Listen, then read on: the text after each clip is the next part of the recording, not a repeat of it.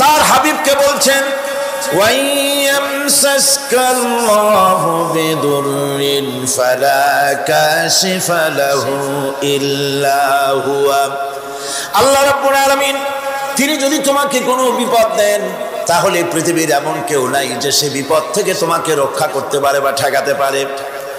ওয়াইয়ুরিদকা বিখাইরিন ফালা রাদ্দা লিফাদলিহি। আর যদি আল্লাহ পাক আপনার কোনো ভালো করতে চান, উপকার করতে চান, তার থেকে সেই উপকার থেকে আপনাকে কেউ ফিরায় রাখতে পারবে না। তার মানে হলো আপনাকে যদি আল্লাহ ক্ষতি করতে চান তা কেউ সেই ক্ষতি থেকে বাঁচাতে পারবেন না, আর যদি উপকার করতেও চান তাও কেউ ঠেকাতে পারবে না। ভালো মন্দ যেটাই হোক সবটার মালিক হতেছেন আল্লাহ পাক। কে মালিক? আল্লাহ সুবহানাহু ওয়া তাআলা। এই কথাগুলি আমাদের কলিজার মধ্যে বদ্ধমূল হতে হবে। আমি এগুলি প্রায় প্রতি বছরই শিরকের ব্যাপারে কিছু না কিছু কথা বলি। তার কারণ হচ্ছে মূল আকীদা হচ্ছে আমাদের তাওহীদ। তাওহীদের উপরে প্রতিষ্ঠিত হতে হবে। একটা বিল্ডিং তৈরি করবেন, বিল্ডিংটার স্থায়িত্ব নির্ভর করবে আপনার সিমেন্ট ভেজাল কিনা। সিমেন্টের চাইতে যদি বালু বেশি দেন, পরিমাপের চাইতে যদি সিমেন্ট কম হয় বালু বেশি হয়, অথবা বালুতে সিমেন্টে যদি মাটি মিশানো থাকে, এ দিয়ে যদি কোনো বিল্ডিং তৈরি হয়, সামান্য ভূমিকম্প বা জোরে বাতাস আসলেই বিল্ডিংটা কাত হয়ে পড়ে যাবে, ঠিক কিনা? একটা বিল্ডিং টিকে থাকে তার ফাউন্ডেশনের উপরে, কিছুর উপরে টেকে, ফাউন্ডেশনের উপরে টেকে। অনুরূপভাবে ইবাদতের ফাউন্ডেশন, মুসলমানের ঈমানের ফাউন্ডেশন তার তাওহীদের উপরে। তাওহীদ যত মজবুত, ঈমান তত মজবুত, আকীদা তত মজবুত। আর এখানে যার অসুবিধা হয়ে যাবে, নড়বড়ে হয়ে যাবে, এই ঈমান রূপ, ইবাদত রূপ, তাওহীদ রূপ এই ইমারত টিকতে পারবে না। সেই জন্য শিরক থেকে সম্পূর্ণরূপে আমাদেরকে বাঁচতে হবে। বন্ধুগণ, আমাদের দেশে মানুষেরা শিরকের মধ্যে বেশি মুবতালা হয়, বিদআতের ভিতরে বেশি পরিমাণ মুবতালা হয়। আর এক শ্রেণীর তথাকথিত আলেম এই শিরক এবং বিদআতের ব্যাপারে ওয়াজ করে জনগণকে উদ্বুদ্ধ করে তা করার জন্য। আমাদের দেশে বহুত মাজার আছে, যে মাজারগুলিকে গোসল করানো হয়, মাজার গোসল করানো হয়। আমি কি কোনো বানাইয়া কথা বলি না, এর বাস্তবতা আছে?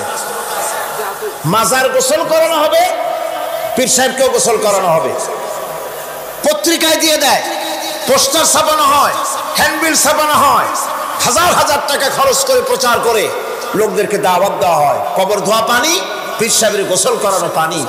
পীর সাহেবের গোসল করাইলো, এই পানি শরীরের কত জায়গা ধুয়ে আসলো, সেই পানি বোতলে ভরে 5 টাকা করে কিনে কিনে লোকেরা খায়। নাউযুবিল্লাহ। এরপরেও ঈমানের দাবি কি করে করবে মুসলমান? দুর্ভাগ্য এই মুসলমানের। গোসল শরীফ, নরজ শরীফ, তারপরে খসরজে কি সানাসুর নাকি খসরজ শরীফ, কি নাম হাবিজাবি বানাইছে আল্লাহই জানে। এখানেই শেষ নয়। হযরতে বড় পীর আব্দুল কাদের জিলানী রাহমাতুল্লাহ আলাইহি, আল্লাহর জবরদস্ত ওলি, সাইয়্যিদ, অত্যন্ত উচ্চ মানের আলেম, তার সম্পর্কে এক শ্রেণীর আলেম নামধারী লোকেরা তাকে আল্লাহর কাছে পৌঁছায় দিয়েছে, আল্লাহর সমকক্ষ করে দিয়েছে। তাকে দস্তগীর বলা হচ্ছে। কিসের দস্তগীর? তো বলে যে মেরাজের রাত্রে রাসূল করিম সাল্লাল্লাহু আলাইহি ওয়াসাল্লাম নাকি কোন জায়গায় আছাড় খাইছিলেন, আর উনি গিয়া তার হাত ধরেছেন, এই জন্য বলা হচ্ছে দস্তগীর। তিনি তার হাত ধরে তাকে ঠিক করে দিয়েছেন। আবার আরশে তিনি উঠতে পারছিলেন না, সেই জন্য পীর সাহেবের কাঁধের উপরে পা রেখে হুজুর সাল্লাল্লাহু আলাইহি ওয়াসাল্লাম আরশে উঠছে। আল্লাহর সিঁড়ির এত অভাব হয়েছে, এই দুনিয়া থেকে নিতে পারলেন, মহাশূন্য পাড়ি দিয়ে, ল অফ গ্রাভিটেশন পাড়ি দিয়ে আরশে আজিম পর্যন্ত, সিদরাতুল মুনতাহা পর্যন্ত নিলেন।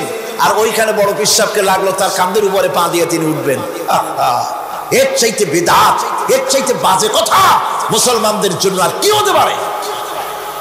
দুর্ভাগ্য এই জাতির, এই সব আলেম নামের কলঙ্ক, যারা নাকি বড় পীর সাহেবের নামে ওয়াজ করে করে বলেন, তার নামে দরুদ বানাইছে, তার নামে বলে ইয়া আব্দুল কাদের জিলানী শাইয়ান লিল্লাহ, জোরে কোন নাউজুবিল্লাহ। বলা হয় হে বড় পীর সাহেব আপনি আল্লাহর রাস্তায় আমাদের কিছু দেন। আরে মিয়া সাহেব, আব্দুল কাদের জিলানী রহমতুল্লাহ আলাইহি যা পেয়েছেন আল্লাহর কাছ থেকে পেয়েছেন, তার দেওয়ার কিচ্ছু নয়। যা দিবেন আপনাকে আমাকে আল্লাহ পাক দিবেন। ইয়া গাউস আগিসনি বলা জায়েজ নাই। ইয়া গাউস আগিসনি বলতে হবে আল্লাহ পাক। গাউস কে? আল্লাহ পাক, তাকে বলতে হবে ইয়া গাউস আগিসনি, আয় আল্লাহ পাক তুমি আমাকে সাহায্য করো। সাহায্য করতে পারেন আল্লাহ পাক। বড় পীর সাহেবকে ইয়া গাউস আগিসনি বলা যাবে না। গাউসুল আজম এই ডিগ্রি, এই খেতাব বেদাত পন্থীদের বানানো খেতাব। গাউসুল আজম কোন মানুষ হতে পারে না, পারে না, পারে না। গাউসে আজম, গাউসে আজম শুধুমাত্র আল্লাহ রাব্বুল আলামিন। গাউসে আজম কে? আল্লাহ রাব্বুল আলামিন, যিনি মানুষের ফরিয়াদ শোনেন, যিনি মানুষের ফরিয়াদ শোনেন, তিনি হচ্ছেন আল্লাহ পাক। বড় পীর সাহেবকে আমরা শ্রদ্ধা করি, কিন্তু সেই শ্রদ্ধার অর্থ এই নয় যে নবীদের চাইতে তিনি বড়, তিনি রাসূলের চাইতে বড়, তার নামে দরুদ শরীফ বানাইতে হবে, জায়েজ নাই। আশা করি এই সব কথা আপনাদের মনে থাকবে। কি সব কথা? তার জীবনী বানাইছে, তার মধ্যে লিখেছেন বড় পীর সাহেবের মা যখন, বড় পীর সাহেব মায়ের পেটে ছিলেন, তখন এক ফকির তার বাড়িতে আসছে। ফকিরকে তিনি ভিক্ষা দিতে বেরিয়েছেন মা। ওই সময় ভিক্ষুক বড় পীর সাহেবের মায়ের উপরে হাত দিতে গিয়েছিল। তখন পীর সাহেব মায়ের পেটের থেকে বাঘের মতো বেরিয়ে সেই ফকিরকে ঘাড় মটকায় দিল। বাজে কথা। কোন ফকির বড় পীর সাহেবের মায়ের গায়ে হাত দেয় নাই, বাজে কথা। তারপরে তিনি মরা মানুষ জিন্দা করেছেন, খড়ম কাঠাই একারে পিটাইছে, বদনা মারছে, আর এক বাড়ি যাইয়া সেই বদনা দিয়ে পিটাইয়া মাথা ফাটাই দিছে, বাজে কথা। মরা মানুষ জিন্দা করেছেন। সুতরাং এই সমস্ত বাজে কথা কান দেওয়ার কোনো কারণ নাই। ওলিউল্লাহদের কেরামত হক, সন্দেহ নাই, কিন্তু সেই কেরামত মুজিজাকে পার হতে পারবে না। কোন মুজিজা আল্লাহর কুদরতকে পার করতে পারবে না। সেই জন্য আমি কথাটা ক্লিয়ার করে দিতে চাই, নফল সুন্নতের উপরে যেতে পারবে না, সুন্নত ওয়াজিবের উপরে যেতে পারবে না, ওয়াজিব ফরজের উপরে যেতে পারবে না, ঠিক কিনা? আলেম ওলামা এর মর্যাদা, পীর আলেম ওলামাদের মর্যাদা হচ্ছে তাদের মর্যাদায় তারা আছেন। এদের মর্যাদা যত বড় পীর হোক, যত বড় আলেম হোক, সাহাবীদের সমকক্ষ হতে পারবে না, পারবে না, পারবে না। সাহাবায়ে কেরামদের, সাহাবায়ে কেরাম রিদওয়ানুল্লাহ তাআলা আলাইহিম আজমাইন, গোটা পৃথিবী কান খুলে শুনুন, গোটা পৃথিবীর সমস্ত আলেম, সমস্ত পীর, সমস্ত বুজুর্গ সব যদি এক করা হয়, একজন সাহাবীর জুতার তলার ধুলোও হবে না। যাদের উপরে আল্লাহ সন্তুষ্ট, আর আল্লাহ যাদের উপরে সন্তুষ্ট, তারাই হচ্ছেন সাহাবায়ে কেরাম রিদওয়ানুল্লাহ তাআলা আলাইহিম আজমাইন। সুতরাং ওলামা পীর বুজুর্গ সাহাবীদের সমান নয়, সাহাবীরা কোনদিন নবীর সমান নয়, আর নবীরা কোনদিন আল্লাহর মর্যাদার সমকক্ষ নয়। কথা ক্লিয়ার হয়েছে? সুতরাং আজ আমাদেরকে বুঝতে হবে ওয়াইয়াকা নাস্তাইন, ইয়াকা নাবুদু, তোমার ইবাদত করি, ওয়াইয়াকা নাস্তাইন, কেবল তোমার কাছেই সাহায্য চাই। খতমে গাউসিয়া বানাইছে, কোথায় পেয়েছেন? আমরা ওই ধরনের বুজুর্গদের কথা মানি না। যা কোরআনে নাই, যা হাদিসে নাই, নতুন করে যা তৈরি হয়েছে মানি না, মানি না। আমাকে দেখতে হবে কোরআনে আল্লাহ পাক কি বলেছেন, হাদিস কি বলেছে। এটার নাম ঈমান, এটার নাম কি? কোরআন হাদিস পড়ে যে ঈমান আর আকীদা রক্তের মধ্যে, কলিজার মধ্যে ঢুকেছে, আমাকে যদি হত্যা করা হয়, আমাকে যদি জ্বালানো হয়, পোড়ানো হয়, এই আকীদা থেকে এক চুল সরে যাব না। এখন আমাদেরকে এই আকীদা মজবুত করতে হবে। গোলামি করব আল্লাহ, সাহায্য চাইব আল্লাহর কাছে। এবার আসেন, আল্লাহ রাব্বুল আলামিন সূরা ফাতিহার ভিতরে আমি বলেছিলাম এটা একটা অভিনন্দন পত্র। এটা কি? অভিনন্দন পত্র। বান্দা অভিনন্দন পত্র পেশ করতেছে কার কাছে? আল্লাহর কাছে। এই অভিনন্দন পত্রের কয়টা ভাগ ছিল? তিনটা ভাগ। প্রথম ভাগে হলো প্রশংসা, দ্বিতীয় ভাগে পরিচয়। মাশাআল্লাহ, মনে আছে সকলে। এবার আসছে তৃতীয় অধ্যায়। এবার মূল দাবি, প্রশংসা করেছি, পরিচয়ও দিয়েছি, আমরা তোমার বান্দা। এবার প্রশ্ন হচ্ছে, চাও কি? পরিচয় তো শুনলাম, চাও কি? আল্লাহ রাব্বুল আলামিন আমাদেরকে শিখায় দিলেন কত বড় মেহেরবান তিনি, কত দয়ালু তিনি। তার কাছে চাওয়ার ভাষাটাও তিনি আমাদের শিখাই দিলেন। জোরে কোন সুবহানাল্লাহ। রব্বুল আলামিন আমাদের শিখালেন, এভাবে চাও, ইহদিনাস সিরাতাল মুস্তাকিম সিরাতাল্লাযীনা আন'আমতা আলাইহিম গায়রিল মাগদুবি আলাইহিম ওয়ালাদ-দাল্লিন। আয় আল্লাহ, ইহদিনাস সিরাতাল মুস্তাকিম, একটা রাস্তা চাই, সহজ সরল সঠিক একটি পথ চাই তোমার কাছে। সেই পথটা চাই যে পথ হচ্ছে নিয়ামত প্রাপ্তদের, অভিশপ্ত এবং পথভ্রষ্টদের পথ নয়। যে পথ নিয়ামত প্রাপ্তদের, ওই ধরনের একটা পথ আমরা চাই। পথ দেখাবার মালিককে কোরআনে কারীম বলছে, আল্লাহ রাব্বুল আলামিন বলেন, ওয়া আলাল্লাহি কাসদুস সাবিলি ওয়া মিনহা জাইরুন ওয়ালাউ শাআ লাহাদাকুম আজমাইন। ওয়া আলাল্লাহি কাসদুস সাবিল, সোজা রাস্তা বলে দেওয়ার দায়িত্ব আমি আল্লাহ। সোজা রাস্তা বলে দেওয়ার দায়িত্ব কার? তিনি বলছেন, বলার দায়িত্ব আমার, সোজা রাস্তাটা আমি বলে দেব। আল্লাহ রাব্বুল আলামিনের কাছে বান্দা যখন রাস্তার দাবি করলো, সোজা পথ চাই, সহজ পথ একটা তোমার কাছে চাই, রব্বুল আলামিন সূরা ফাতিহার 7টা আয়াতের এই অভিনন্দন পত্রের জবাবে 30 পারা কোরআন শরীফ আল্লাহ পাক বান্দারে দান করে দিলেন। জবাবে বলে দিলেন, ওয়া আনি'বুদুনি হাযা সিরাতুম মুস্তাকিম। সোজা রাস্তাটা হলো আমার আনুগত্য, আমার গোলামি, আমার দাসত্ব, এটাই হলো সোজা রাস্তা। এই সোজা রাস্তাটা আমি বলবো। রাস্তা তো অনেক হতে পারে, কিন্তু সোজা রাস্তা বলে দেওয়ার দায়িত্ব কার? আল্লাহ পাকের।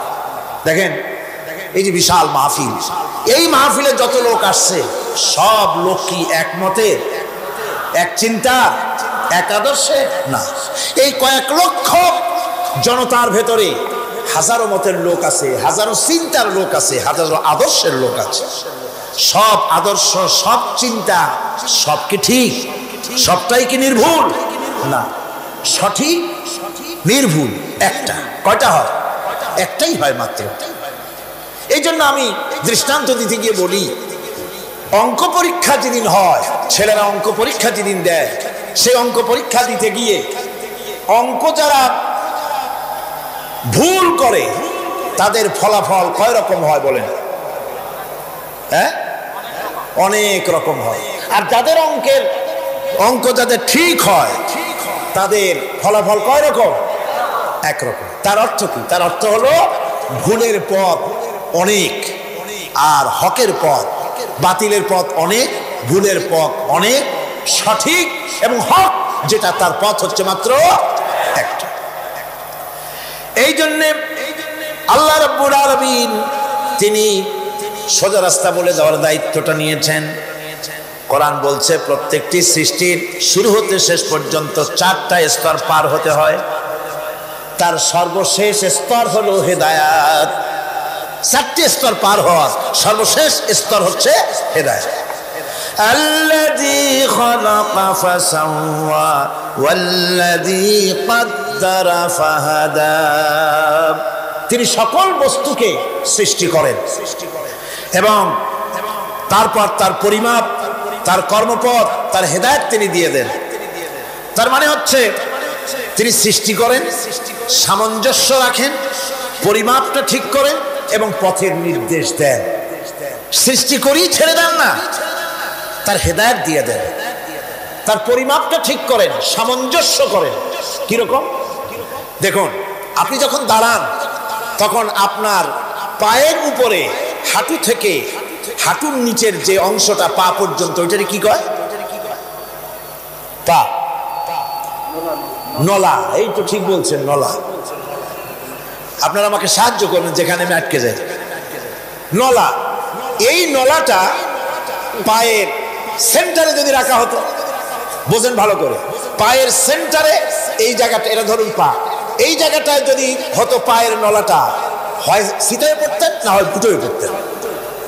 আল্লাহ পাক বলছেন শুধু সৃষ্টি করি না, সামঞ্জস্য এবং পরিমাপ ঠিক করি। মাপ মতো পাটা সামনে গোড়ালির কাছে নলাটা বসায় দেওয়া হয়েছে, যাতে আপনি চিত না হন, ভুটো হয়ে না পড়েন। সুবহানাল্লাহ কইতে ইচ্ছা করে না? এই নলাটা যদি আঙ্গুলের দিকে আসতো আর পাটা যদি পিছনের দিকে বেশি অংশ থাকতো, যতই সামনে হাঁটতেন ততই পিছনে চলে যেতেন। ভূত নাকি, ভূতের পা থাকে নাকি পিছনের দিকে, বলে লোকেরা, আমি দেখি দেখি নিয়ে। ভূত নাকি সামনে আগাতে গেলে পিছনে চলে যায়। এ পায়ের সামঞ্জস্যটা, অনেক কথা বলবো না, দুই একটা দৃষ্টান্ত দেবো, তাতেই বুঝে ফেলবেন। আল্লাহ পাক বলেন শুধু সৃষ্টিই করি না, তার সামঞ্জস্য এবং পরিমাপকে ঠিক করে দেয়। মুরগির বাচ্চা ডিমের থেকে বেরোয়, তারে যদি ওর মায়ের শুদ্ধ যদি আপনি ভাড়া দেন, পানির মধ্যে ডুবে মরে যাবে। আর ওর মার চিৎকারের চোটে সারা গ্রামের মানুষ এক জায়গায় হবে। আর হাঁসের ডিম থেকে বাচ্চা বেরোলে সেই বাচ্চা ওর মা বাবা দুজনকেই ভাড়া দেন পানির মধ্যে, সাঁতরাই উঠে আসবে। ঠিক কিনা? কে শিখালো সাঁতার? কে শিখালো? শুধু সৃষ্টিই করেন না, আল্লাহ পাক সৃষ্টি করেন, সামঞ্জস্য এবং পরিমাপকে ঠিক করেন এবং তাকে পথের নির্দেশ দেন। এটা হলো সর্বশেষ, সৃষ্টি করে ছেড়ে দেন না। যেমন কোরআনে কারীমে হযরত ইব্রাহিম আলাইহিস সালাম, তিনি তার সম্প্রদায়ের সাথে যে কথোপকথন করেছিলেন, বিষয়টি আল্লাহ পাক কোরআনে কারীমের মধ্যে কোট করে দিলেন। এই হেদায়েতের বিষয় সেখানে আছে বলে আল্লাহ পাক বিষয়টা কোরআনে জায়গা করে দিলেন। وَإِذْ قَالَ إِبْرَاهِيمُ لِأَبِيهِ وَقَوْمِهِ إِنَّنِي بَرَاءٌ مِّمَّا تَعْبُدُونَ إِلَّا الَّذِي فَطَرَنِي فَإِنَّهُ سَيَهْدِينِ। ইব্রাহিম আলাইহিস সালাম তার পিতা এবং তার গোত্রকে বললেন, তার সম্প্রদায়ের লোকদেরকে, নিঃসন্দেহে আমি মুক্ত, আমি পবিত্র। তোমরা যেসব জিনিস দিয়ে যেসব এর ইবাদত করো, গোলামি করো, আনুগত্য করো, আমি তার থেকে পবিত্র। আমি তো শুধু ইবাদত করি, গোলামি করি সেই স্রষ্টা যিনি আমাকে সৃষ্টি করেছেন। আমার সম্পর্ক শুধুমাত্র সেই সত্তার সাথে যিনি সৃষ্টি করেছেন। আল্লাযী খালাকানি ফাহুয়া ইয়াহদিন, যিনি আমাকে সৃষ্টি করে শুধু সৃষ্টি করেন নাই, আমাকে হেদায়েত দিয়েছেন, আমাকে পথের দিশা দিয়েছেন। ওয়াল্লাযী হুয়া ইউতঈমুনি ওয়া ইয়াসকিন, যিনি আমাকে সৃষ্টি করেছেন তিনি হেদায়েত দিয়েছেন, আর আমি যখন তৃষ্ণার্ত হই তিনি আমাকে পান করান, আমি যখন ক্ষুধার্ত হই তিনি আমাকে আহার দেন। ওয়া ইযা মারিতু ফাহুয়া ইয়াশফিন, আর যখন অসুস্থ হই তখন তিনি আমাকে রোগ মুক্ত করে দেন। সুবহানাল্লাহি ওয়া বিহামদিহি। তাহলে কি হলো? অর্থাৎ যে প্রতিপালক, তার প্রতিপালন পদ্ধতি আমার সকল প্রয়োজন মিটান, যিনি আমাকে পান করান, আহার করান, অসুস্থ হলে যিনি আমাকে সুস্থ করেন। হেদায়েতের কামটা তিনি আরেকজনের জন্য রাখেন নাই, তিনি আমার হেদায়েতের ব্যবস্থাও করেছেন। ভাইরা আমার, আল্লাহ রাব্বুল আলামিন শুধু সৃষ্টি করেন নাই, সৃষ্টি করে হেদায়েত দিয়েছেন, মানুষকে হেদায়েতের রাস্তা বলে দিয়েছেন। সঠিক পথ কোনটি সেই পথের কথাও তিনি পরিষ্কার করে বলে দিয়েছেন। এই জন্য আল্লাহ পাক বলেন, কোরআন মাজিদ হেদায়েতকে বিরাট দান বলে ঘোষণা করেছে। মানুষের জন্য যে হেদায়েত আল্লাহ দিয়েছেন তা সবচাইতে বড় দান। জোরে কোন সুবহানাল্লাহ। ইন্না খালাকনাল ইনসানা মিন নুতফাতিন আমশাদিন নাবতালিহি ফাজআলনাহু সামিআন বাসীরা।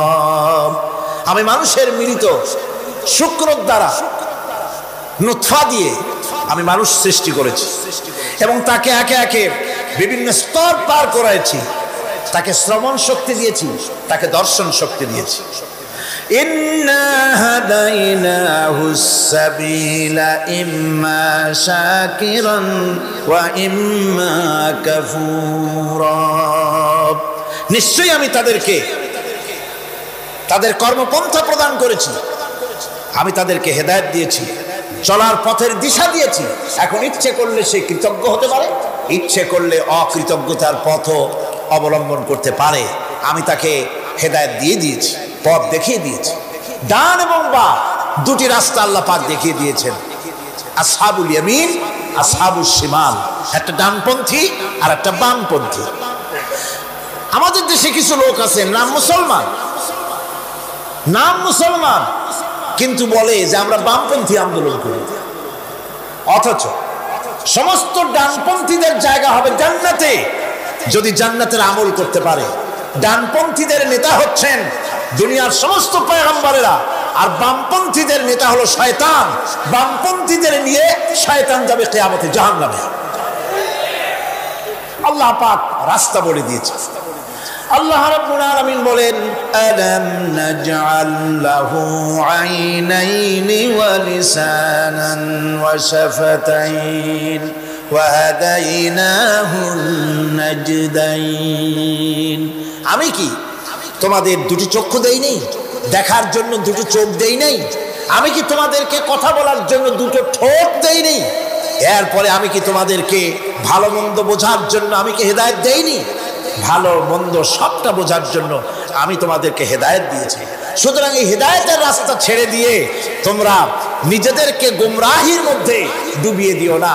আমার দেওয়া হেদায়েতের রাস্তায় নিজেদেরকে পরিচালিত করার জন্য প্রচেষ্টা করো। আল্লাহ পাক বলেন, ওয়াল্লাযীনা জাহাদু ফীনা লানাহদিয়ান্নাহুম সুবুলানা ওয়া ইন্নাল্লাহা লামাল মুহসিনিন। যারা আমাকে পাওয়ার জন্য সাধনা করেছে তাদের পথ প্রদর্শন করা আমার জন্য অবশ্য কর্তব্য। অন্য জায়গায় আল্লাহ পাক বলেছেন, ওমান ইয়াত্তাকিল্লাহা ইয়াজআল লাহু মাখরাজা। যে ব্যক্তি আমাকে ভয় করে চলে, আমার প্রতি আশা করে, ভরসা করে, তার জন্য আমি রাস্তা তৈরি করে দিই। সুবহানাল্লাহ।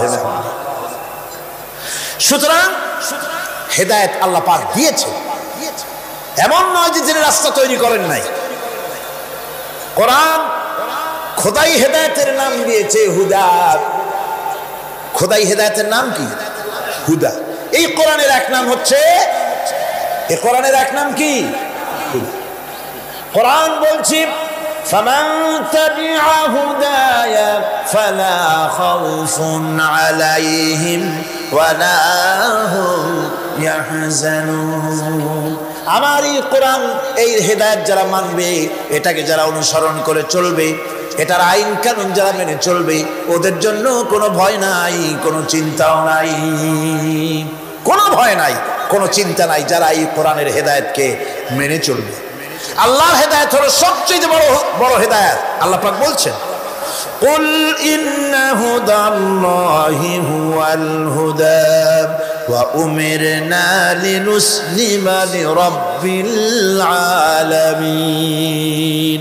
হে রাসূল, আপনি বলুন, আল্লাহর হেদায়েত হলো সবচেয়ে বড় হেদায়েত।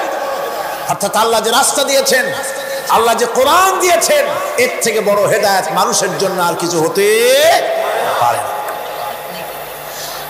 আল্লাহ পাক বলেন, ওয়ালান তারদা আনকাল ইয়াহুদ ওয়ালান নাসারা হাত্তা তাত্তাবিআ মিল্লাতাহুম কুল ইন্না হুদাল্লাহি হুয়াল হুদা। স্মরণ রাখুন হে নবী, ইহুদিরা, খ্রিস্টানেরা কিছুতেই আপনার প্রতি খুশি হবে না যতক্ষণ পর্যন্ত আপনি ইহুদি হবেন অথবা খ্রিস্টান হবেন। ওরা কোনোদিন মুসলমানদের উপরে রাজি হবে না, খুশি হবে না। মনে রাখতে হবে, একমাত্র সঠিক পথ ইহুদিদের পথ সঠিক নয়, নাসারাদের পথ সঠিক নয়। আসল পথ হলো আল্লাহ পাকের পথ। কার পথ আসল? আসল রাস্তা, আসল পথটি আল্লাহ পাক কোরআনে কারীমের মধ্যে বিশদভাবে বলে দিয়েছেন। এবং ইহদিনাস সিরাতাল মুস্তাকিমের ব্যাপারে আল্লাহ পাক কোরআনে সাফ করে বলে দিয়েছেন যে আমি এর বিনিময় তোমাদেরকে কোরআন দিলাম। বস্তুত ইহদিনাস সিরাতাল মুস্তাকিম এর জবাব হলো ওয়া ইন্নাল্লাহা রাব্বি ওয়া রাব্বুকুম ফা'বুদুহু হাযা সিরাতুম মুস্তাকিম। নিঃসন্দেহে আল্লাহ তোমাদের এবং আমাদের রব, আর সুতরাং তারই উপাসনা করতে হবে, এটাই দ্বীনের সরল পথ। আর এটা কোনো নতুন পথ নয়। আল্লাহ যে পথটা দিয়েছেন রাসূল করিম সাল্লাল্লাহু আলাইহি ওয়াসাল্লামের মাধ্যমে, সেটা কি কোনো নতুন পথ না। কোরআন বলছে এটা নতুন পথ নয়। শারা'a লাকুম মিনাদ-দীন মা ওয়াসসা বিহি নূহান ওয়াল্লাযী আওহাইনা ইলাইকা ওয়া মা ওয়াসাইনা বিহি ইব্রাহিম ওয়া মূসা ওয়া ঈসা আন আকিমুদ-দীন ওয়া লা তাতাফাররাকু ফীহি। শারা'a লাকুম মিনাদ-দীন, এই দিন তিনি তোমাদের জন্য সেই দিনই মনোনীত করেছেন যা হযরতে নূহ আলাইহিস সালাম এর উপরে তিনি ওসিয়ত করেছেন। যা ওসিয়ত করা হয়েছিল, নসিহত করা হয়েছিল হযরতে নূহ আলাইহিস সালামের প্রতি, তিনি মনোনীত করেছিলেন হযরত নূহ আলাইহিস সালামকে এই দ্বীনকে প্রচার করার জন্য। আর যার উপরে চলার জন্য হযরত ইব্রাহিম, হযরতে মূসা, হযরত ঈসাকে নির্দেশ করা হয়েছিল। তাদের সকলের শিক্ষাই ছিল একটা, যে আল্লাহ পাকের দ্বীনকে প্রতিষ্ঠা করো, আর এই ব্যাপারে কোন রকমই নিজেদের মধ্যে পার্থক্য, মত পার্থক্যের সৃষ্টি করো না। এখন কথাটা আরো ক্লিয়ার করে দেই। ইহদিনাস সিরাতাল মুস্তাকিম চাইছিলাম, আল্লাহ আমাদেরকে একটা সহজ রাস্তা দাও। সেই সহজ রাস্তা বলে দেওয়ার জন্য এসেছে কোরআন। সেই সহজ রাস্তা বলে দেওয়ার জন্য কি এসেছে? যারা বলেন কি, এই কোরআনে কারীম যদি প্রতিষ্ঠিত করা যায় সমাজে, রাষ্ট্রে, ব্যক্তিতে, পরিবারে, কোরআন যদি প্রতিষ্ঠিত করা যায়, তাহলেই মানুষেরা সহজ সরল পথ পাবে। নইলে সহজ সরল পথ পৃথিবীতে আর কারো কাছে নাই। যা আছে সবটা কার কাছে? কোরআনে কারীমের কাছে। এরপরে আমরা বলি সিরাতাল্লাযীনা আন'আমতা আলাইহিম গায়রিল মাগদুবি আলাইহিম ওয়ালাদ-দাল্লিন।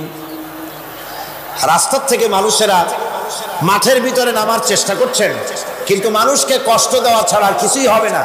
আমি অনুরোধ করছি, রাস্তা থেকে লোকেরা মাহফিলের ভেতরে ঢোকার চেষ্টা করবেন না। বিরাট রকমের ব্যাঘাত সৃষ্টি হবে।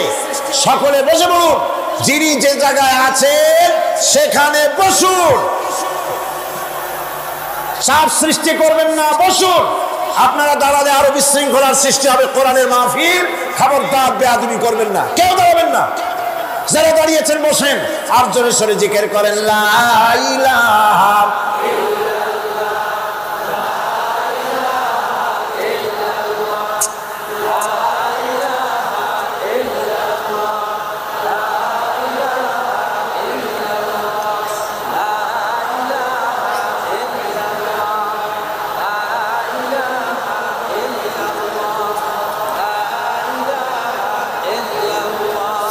লা ইলাহা ইল্লাল্লাহ। জোরে বলেন লা ইলাহা ইল্লাল্লাহ, লা ইলাহা ইল্লাল্লাহ, লা ইলাহা ইল্লাল্লাহ মুহাম্মাদুর রাসূলুল্লাহ। আল্লাহ আল্লাহ আল্লাহ আল্লাহ আল্লাহ আল্লাহ আল্লাহ আল্লাহ। আরো জোরে করেন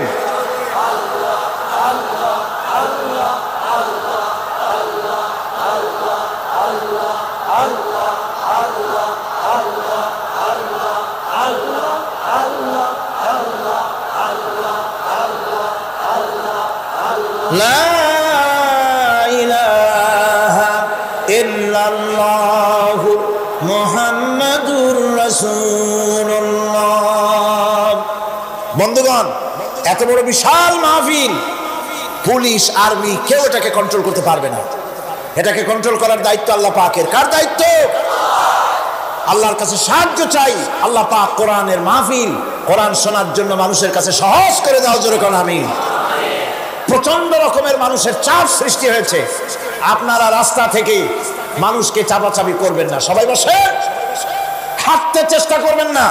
এত বড় মাহফিল, আপনি হাঁটিয়া মানুষকে কষ্ট দিবেন না।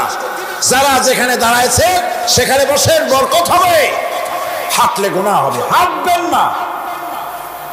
বন্ধুগণ, আমি আজ খুব লম্বা কথা বলবো না, কারণ মানুষের প্রচন্ড, অতীতের যে কোনো বছরের তুলনায় প্রচন্ড চাপ সৃষ্টি হয়েছে মানুষের। আমি কথা গোছাই আনতেছি। সিরাতুল মুস্তাকিম, এজন্য মডেল দরকার। কার অনুসরণ করব? আল্লাহ পাক শিখায় দিলেন, সিরাতাল্লাযীনা আন'আমতা আলাইহিম। পড়েন সবাই, সিরাতাল্লাযীনা আন'আমতা আলাইহিম গায়রিল মাগদুবি আলাইহিম ওয়ালাদ-দাল্লিন।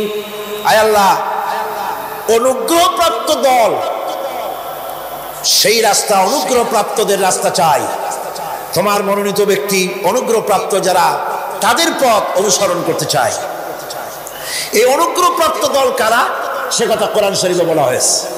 আল্লাহ রাব্বুল আলামিন বলেন, وَمَن يُطِعِ اللَّهَ وَالرَّسُولَ فَأُولَئِكَ مَعَ الَّذِينَ أَنْعَمَ اللَّهُ عَلَيْهِمْ مِنَ النَّبِيِّينَ وَالصِّدِّيقِينَ وَالشُّهَدَاءِ وَالصَّالِحِينَ وَحَسُنَ أُولَئِكَ رَفِيقًا। আর যে ব্যক্তি আল্লাহ এবং রাসূলের আনুগত্য স্বীকার করলো, নিঃসন্দেহে সে অনুগ্রহপ্রাপ্তদের সঙ্গী হলো। সেই অনুগ্রহপ্রাপ্ত কারা? নবীজির 4 শ্রেণীর লোক। কয় শ্রেণী? বলেন সবাই, কয় শ্রেণী? নবীজিন, সিদ্দিকিন, শুহাদা, সালিহিন। এই 4 শ্রেণীর লোক হচ্ছে আল্লাহ পাকের অনুগ্রহপ্রাপ্ত লোক। কারণ আলহামদুলিল্লাহ, এরাই হলো অনুগ্রহপ্রাপ্ত দল। এখন নবী কারা? নবী হচ্ছেন যারা নাকি আল্লাহ পাকের কাছ থেকে ওহী প্রাপ্ত হয়েছে, নিখিল মানুষের চিরন্তন শান্তি এবং কল্যাণের জন্য আল্লাহ পাকের নিকট থেকে সত্যের বিধান লাভ করেছেন। তারাই হচ্ছেন নবী, যারা আল্লাহ পাকের কাছ থেকে ওহী প্রাপ্ত হয়েছেন। আর নবীরা হচ্ছেন মাসুম, নবীরা হচ্ছে বেগুনাহ। নবীদের কোনো ভুল নাই, নবীদের কোনো গুনাহ নাই। কান সুবহানাল্লাহ। এই পৃথিবীর মধ্যে সুপার কোয়ালিটির মানুষ, সর্বশ্রেষ্ঠ মানুষ কারা? নবীরা। সর্বশ্রেষ্ঠ মানুষ কারা? এখানে আবার এক শ্রেণীর লোকেরা বলে যে নবীরে মানুষ কোয়া যাবে না। আছেন এমন লোক, নবীরে মানুষ কোয়া যাবে না। কেন? কয় না নবীর সম্মান কত। আচ্ছা, নবীরে মানুষ বলবো না তো বলবোটা কি? নবীরা কি ফেরেশতা? যদি ফেরেশতা বলি তাহলে কি নবীদের মর্যাদা বাড়ানো হলো? বলেন আপনারা, বাড়ানো হলো? তাহলে নবীদেরকে কি বলবো? তারা কি জেন? যদি জেন বলি তাহলে তাতে কি মর্যাদা বাড়বে? সবচাইতে মর্যাদা বেশি কার? মানুষের। সুতরাং এক শ্রেণীর লোকেরা খামোখাই আলেম নামধারী লোক, অথচ নবীকে মানুষ বলতে রাজি না। কোরআনে কারীম সাফ করে আল্লাহ পাক পরিষ্কার করে বলেছেন, قُلْ إِنَّمَا أَنَا بَشَرٌ مِثْلُكُمْ يُوحَى إِلَيَّ أَنَّمَا إِلَٰهُكُمْ إِلَٰهٌ وَاحِدٌ। নবী বলুন, আমি তোমাদের মতো মানুষ, আমার উপরে ওহী আসে। ইন্নামা আনা বাশারুম মিসলুকুম, তোমাদের মতো মানুষ। একটু ভালো করে বিষয়টা বোঝেন। আরো বলেছি আমি, আজকে আবার স্মরণ করায় দেই। আল্লাহ শিখাই দিচ্ছেন, বলুন আমি তোমাদের মতো মানুষ, ফেরেশতা নই, জিন নই, আমার কাছে ওহী আসে। পার্থক্য এখানে। তবে আরো পার্থক্য আছে, সেটা হচ্ছে আমরা হচ্ছি সাধারণ মানুষ, নবীরা হচ্ছেন অসাধারণ মানুষ। সুবহানাল্লাহ। আমরা হচ্ছি মানব, রাসূল আল্লাহর পয়গম্বররা হচ্ছেন মহামানব। কথা বুঝে আসছে? তার মানে হলো আমরা সাধারণ মানুষ। সাধারণ মানুষেরা গুনাহ করতে পারে, ভুল করতে পারে, সব রকমের গুনাহ করতে পারে। নবীরা কোনো গুনাহ করতে পারেন না, আল্লাহ পাক তাদের দিয়ে গুনাহ করান না। আল্লাহ পাক ফেরেশতা দিয়ে আপন কুদরত দিয়ে নবীদেরকে হেফাজত করেন। সুবহানাল্লাহ। সুতরাং এই কথা বিশ্বাস করতে হবে, সমস্ত নবীরা হচ্ছেন মানুষ। নবীদের আদর্শই কেবলমাত্র আদর্শ, সেই আদর্শকেই গ্রহণ করতে হবে, তাকেই একমাত্র নেতা হিসাবে গ্রহণ করতে হবে। আবার নেতা বলতেও রাজি না। মুশকিল কি এক জায়গায়? কয় যে নেতা বলা যাবে না কেন? কয় যে ওই যে মানুষেরা বলে, স্লোগান দেয়, আমার নেতা, তোমার নেতা, অমুক তমুক হেন তেন, তো এগুলির সাথে নবীরে মিশানো এটা ঠিক না। আচ্ছা নবীরে নেতা কব না, কবটা কি? নবী কি হয় নেতা হবে, না হয় অনুসারী হবে, এর বাইরে তো কিছুই নাই। হয় ইমাম, না হয় মুক্তাদি। বাইরে কি? বাইরে তো নাই কিছু। সুতরাং নবী কি মুক্তাদি হবে? নবী কি অনুসারী হবে? নিশ্চয়ই হাজার বার নবী হচ্ছেন ইমাম, নবী হচ্ছেন নেতা। আমরা যখন আরবিতে বলি, ওনারা নিজেরাও আরবিতে বলেন, তখন কোনো আপত্তি হয় না। আল্লাহুম্মা সাল্লি আলা সাইয়্যিদিনা মুহাম্মদ। সাইয়্যিদিনা মানে হচ্ছে আমাদের লিডার, আমাদের নেতা। সাইয়্যিদিনা যখন বলে তখন আপত্তি করে না, কিন্তু আমাদের নেতা বললেই আপত্তি করেন। বাংলা ভাষা, বাংলাদেশি মানুষ হইয়া বাংলা ভাষার প্রতি এই গভীর জ্ঞান দেখলে দুঃখই হয়।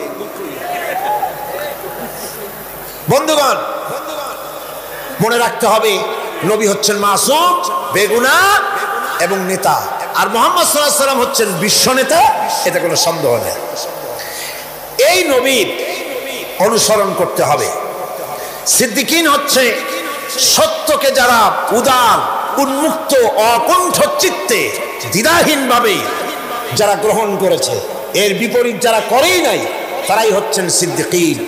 হযরতে, যেমন একটা দৃষ্টান্ত, হযরতে আবু বকর সিদ্দিক রাদিয়াল্লাহু তাআলা আনহু, মেরাজ থেকে হুজুর ফিরে এসেছেন সকালবেলা, ফজরের নামাজ পড়ে বসেছেন কাবা শরীফে, তিনি বসে আছেন। তো তখন আবু জাহেল এসে বলছে, মুহাম্মদ সাল্লাল্লাহু আলাইহি ওয়াসাল্লাম, প্রত্যেক দিনই তো নতুন নতুন কথা কও, আজকে কোনো নতুন কথা আছে? হুজুর বলেন, হ্যাঁ নতুন কথা আছে। কি?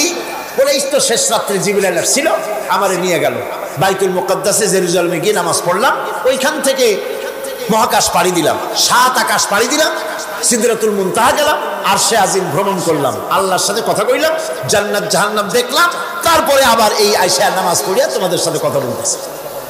আবু জাহেল কয় যে, খাইস যাও, মাথাটা একটু ভালো ছিল, এখন তাও সর্বনাশ হয়ে গেছে। কয়, মুহাম্মদ সাল্লাল্লাহু আলাইহি ওয়াসাল্লাম, তুমি যা বললা এই কথাটা আমি কি হুবহু মানুষের কাছে বলবো? হুজুর বলছেন, অবশ্যই বলো গিয়ে। আবু জাহেল চিন্তা করলো, দিস ইজ দ্য মোমেন্ট, এটাই হলো আসল সুযোগ পেয়ে গেছে মানুষকে বিভ্রান্ত করার জন্য। সবার আগে ছুটে চললো হযরতে আবু বকর রাদিয়াল্লাহু তাআলা আনহুর বাড়িতে, যে বলছেন, আবু বকর শুনেছো? বলে, কি? মুহাম্মদ সাল্লাল্লাহু আলাইহি ওয়াসাল্লাম এই রকমের কথা বললো, বেচারার মাথাটা যাও ভালো ছিল, শেষ। হুজুর বলছেন, আবু জাহেল, আমার রাসূল কি এরকম বলেছেন? আবু জাহেল বলছে, আমার নিজ কানে শুনে আসলাম, এখনো তিনি সেখানে বসা। হযরত আবু বকর বলেন, আবু জাহেল, আমার আল্লাহর নবী তিনি যদি এরকম কথা বলে থাকেন, তাহলে আমি কোনো সন্দেহ পোষণ করি না, অবশ্যই আল্লাহ রাব্বুল আলামিনের হাবিব যা বলেছেন তা সত্য। হযরত আবু বকর রাদিয়াল্লাহু তাআলা আনহু মসজিদে হারামে আসলেন, হুজুরকে জিজ্ঞেস করলেন, হুজুর, আবু জাহেল আমাকে এইসব কথা বললো, এগুলি কি ঠিক? হুজুর বললেন, হ্যাঁ। তিনি ঘটনা বয়ান করলেন। হযরত আবু বকর বললেন, হে রাসূল, আপনি যা বলেছেন সত্য বলেছেন, আপনার মেরাজ ঠিক হয়েছে, সঠিক হয়েছে, সন্দেহ নাই। হুজুর বলেন, আবু বকর, তুমি তো শুধু আবু বকর নও, তুমি সিদ্দিক। যাকাত কোথায় কোথায় ব্যয় করবেন? সত্যকে যারা অকুণ্ঠ চিত্তে, অকুণ্ঠ চিত্তে, দ্বিধাহীনভাবে যারা সত্যের সামনে মাথা নত করেছে, গ্রহণ করে নিয়েছে, দ্বিমত পোষণ করে নাই, কোন রকমের দুষ্ট বুদ্ধির আশ্রয় গ্রহণ করেনি, উল্টা পাল্টা করেনি, এই সমস্ত মানুষেরই হলো সিদ্দিক। আর এদের দল কি? সিদ্দিকিন বলা হয়। তাহলে নবীন সিদ্দিকিন, এনারা হচ্ছেন নেয়ামত। 3 নম্বরে হচ্ছে শুহাদা, সত্যকে যারা সত্যের সাক্ষী দিয়েছে, সত্যের সাক্ষ্যদাতা। সত্য হচ্ছে ইসলাম। সত্য কি? ইসলাম। সত্য হচ্ছে আল্লাহ, সত্য হচ্ছে নবী, সত্য হচ্ছে কোরআন, সত্য হচ্ছে হাদিস। এই মহাসত্যকে যারা স্বীকৃতি দিয়েছে, যেখানে সেখানে নিজেদের কথা দিয়ে, জাকাতের জন্য খাত হচ্ছে, সম্পদ দিয়ে যাকাতের জন্য জীবনটা এই রাস্তায় বিলিয়ে দিয়ে মহাসত্যের চিরস্থায়ী সাক্ষী দিয়ে দুনিয়া থেকে যারা বিদায় হলেন ওনারা হচ্ছেন শহীদ। ফকিরদেরকে প্রথম দিবেন কাদেরকে? আজ ফকির। রাস্তাঘাটে শহীদ হয়। ফকির হচ্ছে নিজের নিজের নামের আগে জীবন শহীদ বসায় দেয়। অন্যের মুখে। শহীদ এত সোজা জিনিস নয়। তারপরে আল্লাহর রাস্তায় শিশু, এতিম, ধর্মের জন্য, বিধবা, ইসলামের জন্য, আল্লাহর জন্য, কোরআনের জন্য, রাসূলের জন্য খুবই কষ্ট যারা জীবন দেন তারাই হচ্ছে শহীদ। ফকির। এই আর শহীদরা হচ্ছে যারা নিজেদের মর্যাদা আল্লাহ রাব্বুল আলামিন উপযোগী এত বেশি মর্যাদা দান করেছেন। শহীদদের মর্যাদা আল্লাহ পাক দিয়েছেন। কিয়ামতের দিন শহীদ তিনি কোনো বিচার করা হবে না। আল্লাহ রাব্বুল আলামিন শহীদদেরকে বিনা বিচারে জান্নাত দিয়ে দিবেন। বলেছেন যে চেহারা দেখে বুঝো জ্বর পেটে খাবার অথবা শহীদের চেহারা দেখে বুঝে তাকে বিরাট সে এমন শরীর এই শহীদ শাহাদাতের আছে না আমাদের তমন্না সমাজে লোক এরকম আছে না? প্রত্যেক মুসলমানের ভিতরে থাকতে হবে। হুজুর ঘরে বলেছেন রান্না হয় নাই। শহীদি মওতে সুন্দর করে আশ্রয় যন্ত্রণা পিঁপড়ায় কাটার যন্ত্রণার চাইতে বেশি কিছু নয়। তার সরাপথে তার ভদ্রতার ভাবে শাহাদাত হচ্ছে এপারে মওত আর ওপারে আল্লাহর সঙ্গে দেখা হয়ে গেছে। কিন্তু ওনাকে যিনি সৃষ্টি শহীদি মওত হচ্ছে আল্লাহর সঙ্গে দেখা করা একটা সেতু বন্ধন, একটি সেতু, একটি ব্রিজ, একটা পুল, একটা সাঁকো। ওরা হচ্ছে এপারে দুনিয়া, ওপারে আল্লাহ পাকের সঙ্গে দেখা হবে। এরপরে সুবহানাল্লাহ। আমিন। 3 নম্বরে ভাইরা, আমিন। অর্থাৎ যারা ইসলামের জন্য সরকারিভাবে যাকাত যারা জীবন দিলেন, আদায় করে, যারা শাহাদাত সেই বরণ করলেন, আদায়কারীদেরকে এই যাকাতের তারা টাকা জাতির দিয়ে সম্মানের সম্মান পাত্র দিতে বলা হয়েছে। সেই ইসলামী সম্মান, গভর্নমেন্ট আসলে সেই মর্যাদা খুশিমত থাকবে না। আল্লাহ রাব্বুল আলামিন যাকাত শহীদদের আপনি প্রদান বাধ্য করেছেন। হযরত যাকাত আব্দুল্লাহ দিতে জুলবাজাদাইন যাকাত আদায় করতে যার হবে। কথা বুখারীতে লেখা হয়েছে। সুবহানাল্লাহ। আর গভর্নমেন্ট ডিস্ট্রিবিউট করবে। যুবক মানুষ ইসলাম কবুল করেছেন, ইসলাম কবুল করতে গিয়ে বাড়ি ঘর জায়গা জমি কিছুই ছিল না লোকদের। ছোট্ট অবস্থায় বাবা মারা গেছে, চাচার ঘরে লালিত পালিত ছিলেন। আর ঋণগ্রস্ত ব্যক্তি রাসূলের প্রতি ঈমান আনবেন, চাচার ভয়তে পারেন না। পরিশোধ করতে গেলে যদি হুজুর হিজরত করলেন। আব্দুল্লাহ তার নাম ছিল আব্দুল উজ্জা। এরকমের অবস্থা যদি হয় তিনি চলে গেলেন চাচার কাছে। চাচা গো, মুহাম্মদ সাল্লাল্লাহু আলাইহি ওয়াসাল্লাম আল্লাহর নবীর ব্যাপারে তোমার মত কি? তিনি বলেন আমারও তো তাই মনে হয়। যদি তাই মনে হয় তার উপর ঈমান আনবেন কিনা? চাচা বলে না, কখনো ঈমান আনবো না। ভাতিজা বলতেছেন, চাচাজি বছরের পর বছর ধরে অপেক্ষা করতেছিলাম, আমি আপনার অধীনে আছি বলে ইসলাম কবুল করতে পারি নাই। আমার ইচ্ছা ছিল আপনি আগে করবেন, তারপরে আপনাকে দেখা দেখি আমি করব। কিন্তু আপনি যখন ইসলাম কবুল করলেন না, আর করবেন না বলে যখন ঘোষণা দিলেন, আপনাকে উপস্থিত রেখে আমি ঘোষণা দিলাম লা ইলাহা ইল্লাল্লাহু মুহাম্মাদুর রাসূলুল্লাহ। চাচা বলছে, ভাতিজা এর পরিণাম জানো? কয় না, জানি না। কিন্তু এর পরিণাম হচ্ছে তুমি আমার বাড়িতে থাকো, আমার বাড়ি ছাড়তে হবে। বললেন রাজি আছে। টাকা দিয়ে তাকে সাহায্য করে উট ছাগল ভেড়া ঘোড়া যা দিছি ছাড়তে হবে, বলছে রাজি আছে। চাচা বলছে শুধু তাই নয়, যাকাত দেওয়ার জন্য পরনে যে লুঙ্গি আছে, গায়ে যে জামা আছে, দামার পয়সার লুঙ্গি জামা ছাড়তে হবে। ভাতিজা বলছে ঈমানের জন্য যা চাও সব ছাড়িয়ে দেব। জামা লুঙ্গি খুলে ফেলে দিয়ে দিলেন। যাকাত আর সুদের মধ্যে পার্থক্য কি? তিনি চলে গেলেন মায়ের কাছে। এই অবস্থা এক কথায় বুঝাই, মা ব্যাখ্যা দেব না, এক কথায় এই বুঝাই। যুবক ছেলেকে উলঙ্গ অবস্থায় দেখে দুই হাত দিয়ে নিজের চেপে ধরেছেন। বাবা, তোমার এই অবস্থা কেন? গরিবদেরকে দাও। ছেলে বলছেন, মা আবার শুনুন, ঈমান আনার কারণে আমার এই অবস্থা হয়েছে। মা বলে, বাবারে কি চাও আমার কাছে? আর সুদ আব্দুল উজ্জা বলছে, মা কিচ্ছু চাই না, একটুখানি কাপড় আমারে দাও, আমি বিশ্ব নবী মুহাম্মদ সাল্লাল্লাহু আলাইহি ওয়াসাল্লামের খেদমতে যেতে চাই। টাকা টানে। মায়ের শুনছিল টাকা কম্বল ছিল, কম্বলটা সে তিনি মনে দিয়ে করলো দিলেন। কেমনে টাকায় টাকা টানে। হযরতে এখনো তো সে মুসলমান হয়নি, ওই কম্বলটা ছিঁড়ে নিয়ে দুই টুকরা করে কম্বলটা পরলেন। আধা ঘন্টা দুই দাঁড়ায় তাতে করে হাঁটু ঢাকে না, আর একটা কোন রকম গায়ে দিলেন। এরপরে হেঁটে হেঁটে কষ্ট করে মদিনায় চলে গেলেন। মসজিদে নববীর ভিতরে ঢুকে দরজার কাছে বসা বিশ্বনবী জনাবে মুহাম্মদুর রাসূলুল্লাহ তাহলে এই পজিশন নিয়ে দেখতেছেন, মসজিদে নববীতে যুবক হাঁটুর উপরে কাপড়, মাথার চুল উস্কো খুস্কো চেহারা, ক্ষুধার্ত চেহারা। হুজুর জিজ্ঞেস করছেন তুমি কে? তিনি বললেন আমার নাম আব্দুল উজ্জা। তোমার এই অবস্থা কেন? তিনি বললেন হুজুর ঈমান আনার জন্য বাড়ি ঘর জায়গা জমিন উট বাছুর সব হারাইছি, এমনকি পরনের লুঙ্গি আমার দেয় না, মারি কম্বলটা ছিঁড়িয়ে দিয়েছি। নবীজি আসহাবুস সুফফার ভিতরে তাকে বসতে দিলেন, তাকে থাকতে দিলেন, আর বললেন তারে কোরআন শরীফ শিখাবা। আব্দুল উজ্জাকে হুজুর বললেন তোমার নাম উজ্জা নয়, তোমার নাম আব্দুল্লাহ। হাদিস শরীফে এসেছে আল্লাহর কাছে দুইটা নাম বেশি প্রিয়, একটা হচ্ছে আব্দুল্লাহ আর একটা হচ্ছে আব্দুল রহমান। ধনীরা সিনেমা বানায়, মুসলমান হলে গরিবেরা রিকশা চালায়। এরপরে আসহাবে সুফফার মধ্যে বসে আছেন, কোরআন শরীফ জোরে জোরে তেলাওয়াত করে। বিকাল বেলায় সেই টাকা আসহাবে সুফফা রাসূলের কাছে নালিশ করলেন, অভিযোগ করলেন হুজুর এই আব্দুল্লাহ কোরআন শরীফ এত জোরে পড়ে তার সিলানির জ্বালায় কি যে করতে পারি না। নবীজি বললেন সাহাবীরা আব্দুল্লাহকে বেশি করে চিল্লাইতে দাও, মানুষ মাথা গরম হয়ে গেছে এটা দেখে, কারণ তার ঈমান বড় দামের ঈমান হয়েছে, ঈমান আনতে গিয়ে কিছু আনতে পারে না।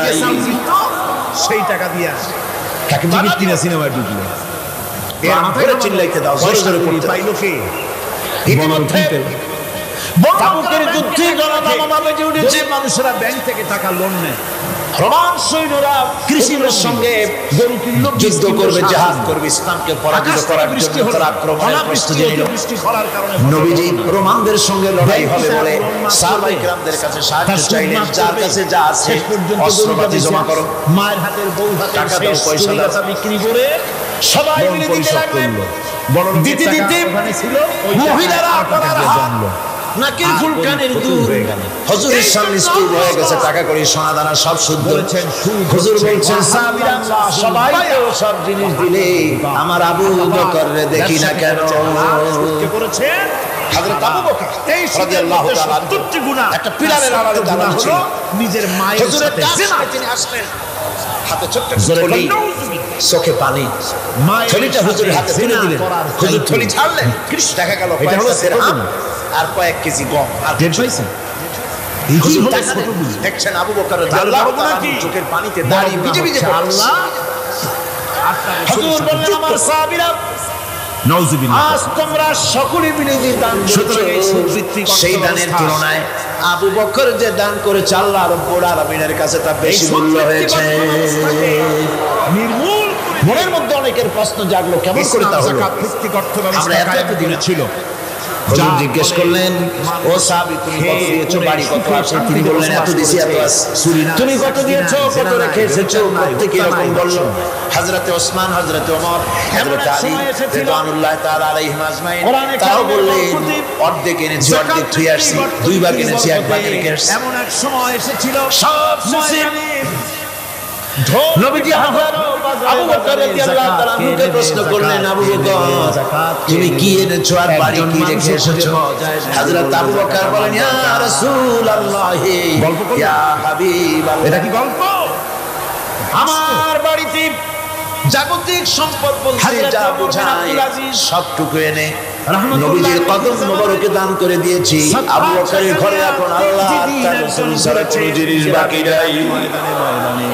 একটা গরিব খুঁজতেছেন সদকার টাকা দেবে, গরিব খুঁজে পাওয়া যায়। হুজুর জিহাদে রওনা হলেন ৩০,০০০ সৈন্য সাথে, ৩০,০০০ সৈন্য নিয়ে এমন নবীজি তাবুকের দিকে চললেন। ধুলামলিন বড় একটা বস্তা তার হযরত আব্দুল্লাহ এই লোকটি তার কাছে গিয়ে বলছে ভাই আল্লাহ আব্দুল্লাহ এসে বলেন ইয়া রাসূলুল্লাহ ৩ দিন পর্যন্ত ঘুরেছি কিছু এই জিহাদে মেয়ে লোক পুরুষেরা সাহাবীরা সবাই প্রাণ ভরে দান করলো, কিন্তু আমি এমন এক বান্দা আল্লাহর কিছুই দিতে পারলাম না।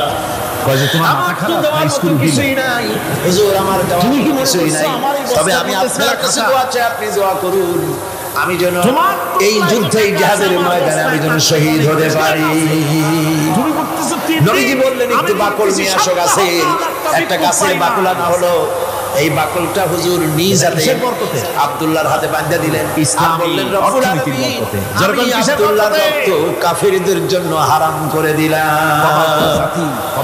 হযরত আব্দুল্লাহ কেঁদে যার জ্বর হতে যাচ্ছেন, বলছে ইয়া রাসূলুল্লাহ আমি চাইলাম শহীদ হব, আর আপনি আমার রক্তকে কাফেরদের জন্য হারাম করে দিলেন। সেদিকেই দৌড়ায় পাগল। হুজুর বলেন হেমিলেনের বংশীবাদক বাদুড়ায় চলল, আর ইঁদুর বাদর সব পিছনে ছুটল। জ্বরের ভিতরে মানে আল্লাহ রাব্বুল আলামিন তোমারে শাহাদাত নসিব করে দিবেন। তাবুকের ময়দানে হুজুর চলে গেলেন। কয়েকদিন পরে খবর আসলো হুজুরের কাছে, আব্দুল্লাহ কয়েকদিন জ্বর ভোগ করে আব্দুল্লাহ মারা গিয়েছেন। হুজুর বললেন তার জানাজার ব্যবস্থা করো, কাফন দাফনের ব্যবস্থা করো। ব্যবস্থা হয়ে গেল। রাতের বেলায় দাফন হবে। একজন লোক কবরের কাছে দাঁড়ায় টিম টিম করে একটা আলো নিয়ে দাঁড়ায় আছে, আর একজন লোক কবরের ভিতরে নেমেছেন। দুই ব্যক্তি লাশ দুই হাতে উঁচু করে নিয়ে আসতেছেন কবরের কাছে। যিনি কবরের ভিতরে দাঁড়ানো তিনি বলতেছেন, লাশ বহন করে তোমরা যে দুইজন আনতেছো, লাশের সাথে খবরদার বেয়াদবি করো না, তোমাদের ভাইয়ের সঙ্গে আদব করো। এই বলে কবরের ভিতরে যিনি দাঁড়িয়েছিলেন তিনি লাশটারে ধরলেন। কবরের ভিতরে দাঁড়িয়ে তিনি লাশ ধরেছেন, লাশকে কবরে শোয়াই দিয়েছেন। তিনি আর কেউ নন, তিনি বিশ্ব নবী মুহাম্মদুর রাসূলুল্লাহ। নিজের হাতে হযরত আব্দুল্লাহকে শোয়াই দিলেন। লাশ বহন করে যে দুইজন আনলেন, তার একজন হলেন হযরত আবু বকর আর একজন হযরত ওমর রাদিয়াল্লাহু তাআলা আনহুমা। আর আলো নিয়ে যিনি দাঁড়িয়েছেন টিম টিম করে জ্বলতেছেন তিনি হযরত বেলাল। কবরের ভিতরে হযরত আব্দুল্লাহকে শুইয়ে দিয়ে উপরে মাটি দিয়ে নবীজি কবরের দুই দিকে হাত দিয়া আল্লাহ রাব্বুল আলামিনের দরবারে ফরিয়াদ তুললেন, রব্বুল আলামিন আমি আজকে সন্ধ্যা পর্যন্ত এই আব্দুল্লাহর প্রতি রাজি ছিলাম, খুশি ছিলাম। আল্লাহ গো তুমি আব্দুল্লাহর প্রতি রাজি হয়ে যাও। হযরত ইবনে মাসউদ রাদিয়াল্লাহু তাআলা আনহু পাশে দাঁড়ানো ছিলেন। চিৎকার দিয়ে কেঁদে কেঁদে বললেন, আয় আল্লাহ তাআলা, এই কবরের ভিতরে আজকে আব্দুল্লাহর লাশটা না হইয়া যদি আমার লাশ হতো, আমার ভাগ্যটা খুলে যেত। শহীদের মর্যাদা আল্লাহ পাকের কাছে সব থেকে বেশি। এই শহীদের পর, নিয়ামত প্রাপ্তদের পর, যারা নিয়ামত পেয়েছে পৃথিবীতে, নবীগণ, সিদ্দিকীন, শুহাদা, এরাই হচ্ছেন নিয়ামত প্রাপ্ত। আল্লাহর রাস্তায় জীবন দেওয়ায় যে মজা, পৃথিবীতে আর কোনো কিছুতে সেই মজা নাই। হযরত ওমর রাদিয়াল্লাহু তাআলা আনহু দোয়া করতেন, আল্লাহুম্মা রযুকনি শাহাদাতান ফি সাবিলিক ওয়াজআল মাউতি ফি বালাদি রাসূলিক। আয় আল্লাহ, তুমি আমাকে শাহাদাতের মত আমাকে দান করো। শাহাদাতের তামান্না প্রত্যেকটি মুসলমানের ভেতরে থাকতে হবে। শহীদ হওয়া যাবে ইসলামের জন্য। সময় হয়তো আসতে পারে, হয়তো এমন সময় আসতে পারে যখন কোরআনের মর্যাদাকে টিকে রাখার জন্য, সুন্নতে নববীকে টিকে রাখার জন্য জান দেওয়া লাগতে পারে। তখন কি আপনারা জীবন দিতে পারবেন?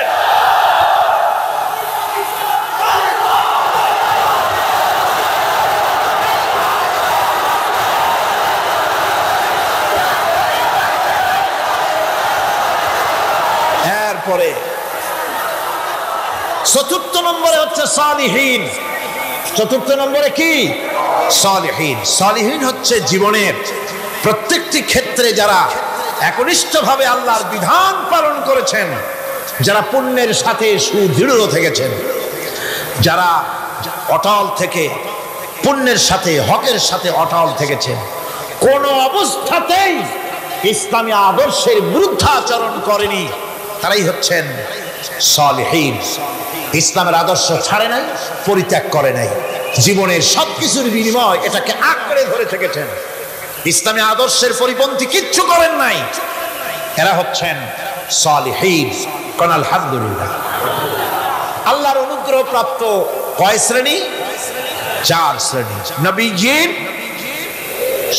সিদ্দিকীন, শুহাদা, সালিহিন।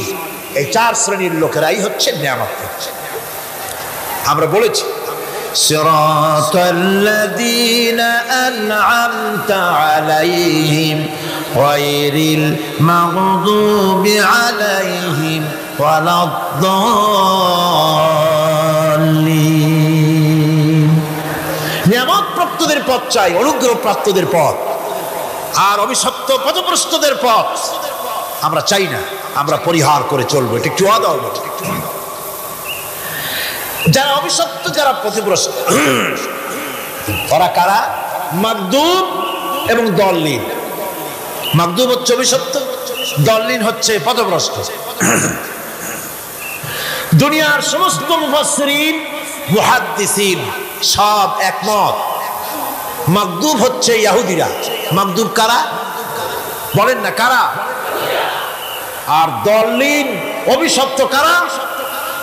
খ্রিস্টানেরা। বলেন কারা?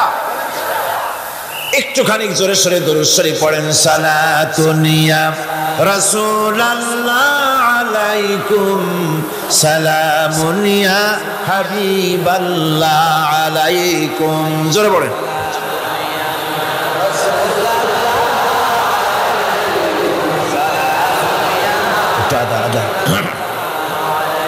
সালাতুন ইয়া রাসূলুল্লাহ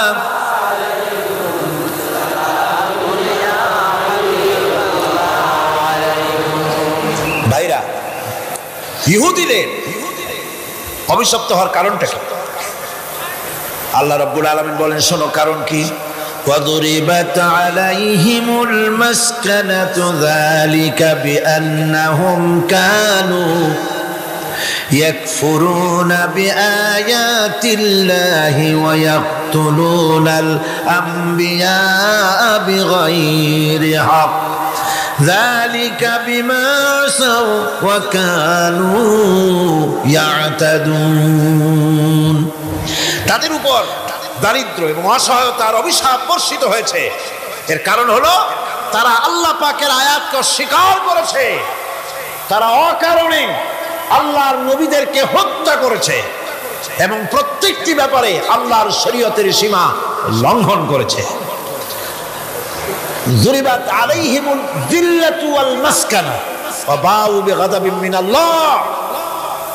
আল্লাহ পাক বলেছেন, চিরকাল ইহুদিরা অভিশপ্ত, তাদের কোন আবাসস্থল হবে না, সারা জীবন ঘুরে বেড়াবে। আপনারা বলবেন, কই ঘুরে বেড়ায় না তো, তাদের তো জায়গা হয়েছে জেরুজালেমে, ইসরায়েলে, সেখানে তারা জায়গা করে নিয়েছে।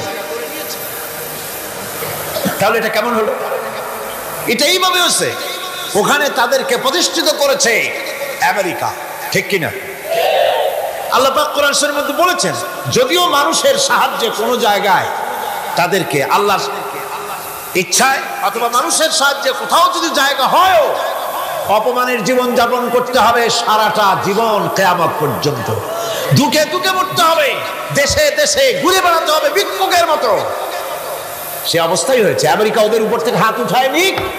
মধ্যপ্রাচ্যের আজকের 20 ফোড়া ইসরায়েল, আমেরিকা যদি তাদের রুবুবিয়াতে প্রতিপালনের হাতটা উঠায় নেয়, তাহলে আরব দেশে যত লোক আছে যুদ্ধ করা লাগবে না, এক পাশে গিয়ে পেশাব করলে ভাসে লোহিত সাগরে চলে যাবে। সুতরাং এই ইহুদিদের পথ অনুসরণ করা যাবে না। ইহুদিরা অপরাধ করছিল কি? একটু আগেই বললাম, তারা আল্লাহর আয়াতকে অস্বীকার করেছে, তারা নবীদেরকে হত্যা করেছে। এটাই হলো তাদের অপরাধ। তারা শরীয়তের ব্যাপারে বাড়াবাড়ি করেছে। আর খ্রিস্টানরা, তাদের অপরাধ কি? তাদের অপরাধ হচ্ছে তারা আল্লাহর বিধানের উপরে তারাও বাড়াবাড়ি করেছে। তারা নিজেদের আল্লাহর বিধান বাদ দিয়ে নিজেদের মন গড়া জীবন যাপন শুরু করেছে। তারা ঈসা আলাইহিস সালামকে আল্লাহর ছেলে বানাইছে।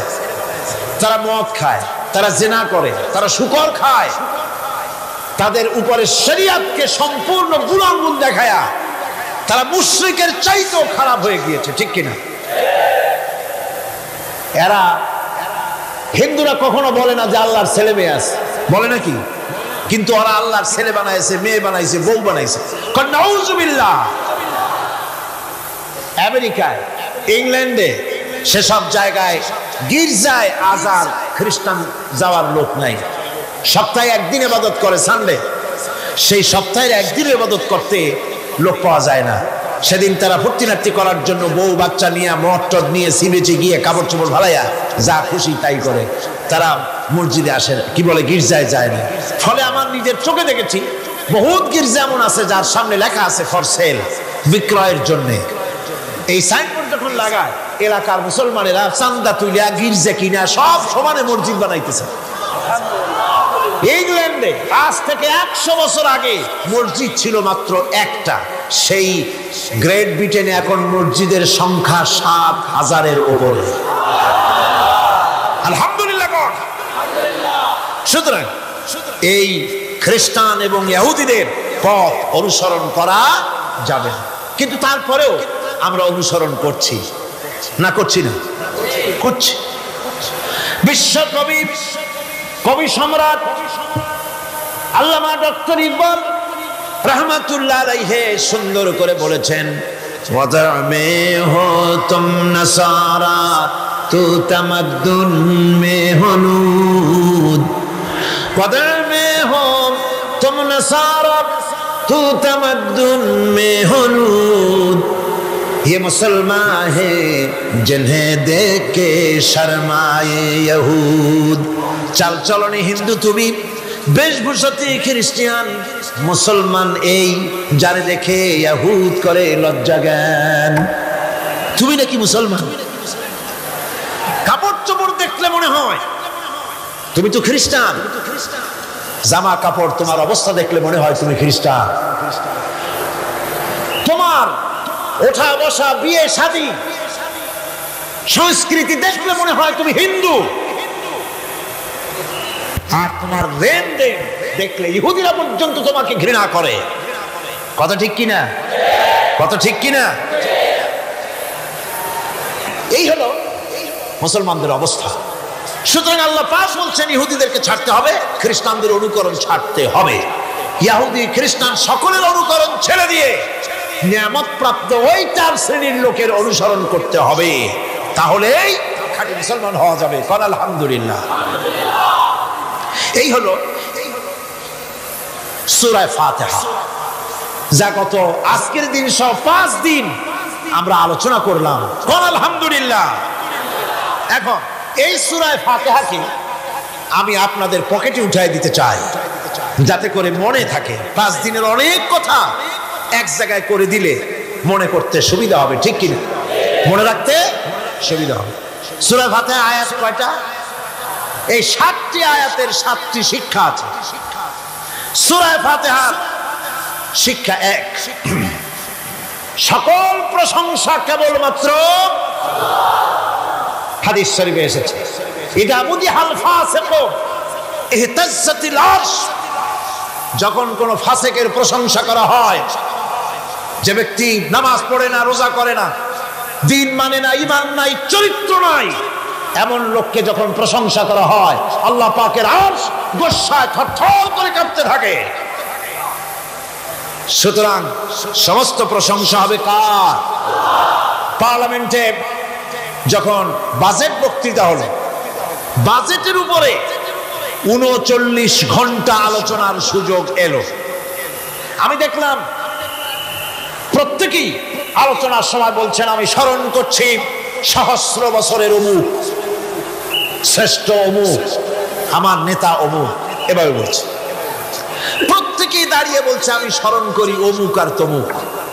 আমি খুব চিন্তায় পড়ে গেলাম, আহারে, পৃথিবীর 2য় বৃহত্তম মুসলিম দেশ, আমার আল্লাহর নাম উঠছে না। আমি সময় পেলাম 25 মিনিট। তথ্য মন্ত্রণালয়ের কলিজা তো পুঁটি মাছের মতো বড়, সেই জন্য আমার বক্তব্য তারা দেয় নাই। ওই 25 মিনিটে আমি যে আলোচনা করেছি, আমি প্রথম দাঁড়ায়া আমার তৃপ্তি, মনে হয় এই রকমের তৃপ্তি আমার কখনো নিকট বর্তমানে কোনোদিন হয়েছে কিনা আল্লাহ জানে। ওই দিন আমি যা তৃপ্তি পেয়েছি, আমি দাঁড়িয়ে বললাম নাহমাদু নুসাল্লি আলা হামদু সানা কুইয়া, তারপরে বললাম আমি স্মরণ করছি হৃদয়ের সবটুকু আবেগ উজাড় করে, জীবনের সব শ্রদ্ধা একত্রিত করে আমি স্মরণ করছি। যখন বলছি দেখি 2 দিকের মানুষ হতচকিত হয়েছে, কার নাম করি? আমি বললাম আমি স্মরণ করছি বিশাল ওই আকাশের মালিক, বিস্তীর্ণ এই জমিনের মালিক, কুল কায়নাতের মালিক আমার আল্লাহ রাব্বুল আলামিনকে স্মরণ করছি।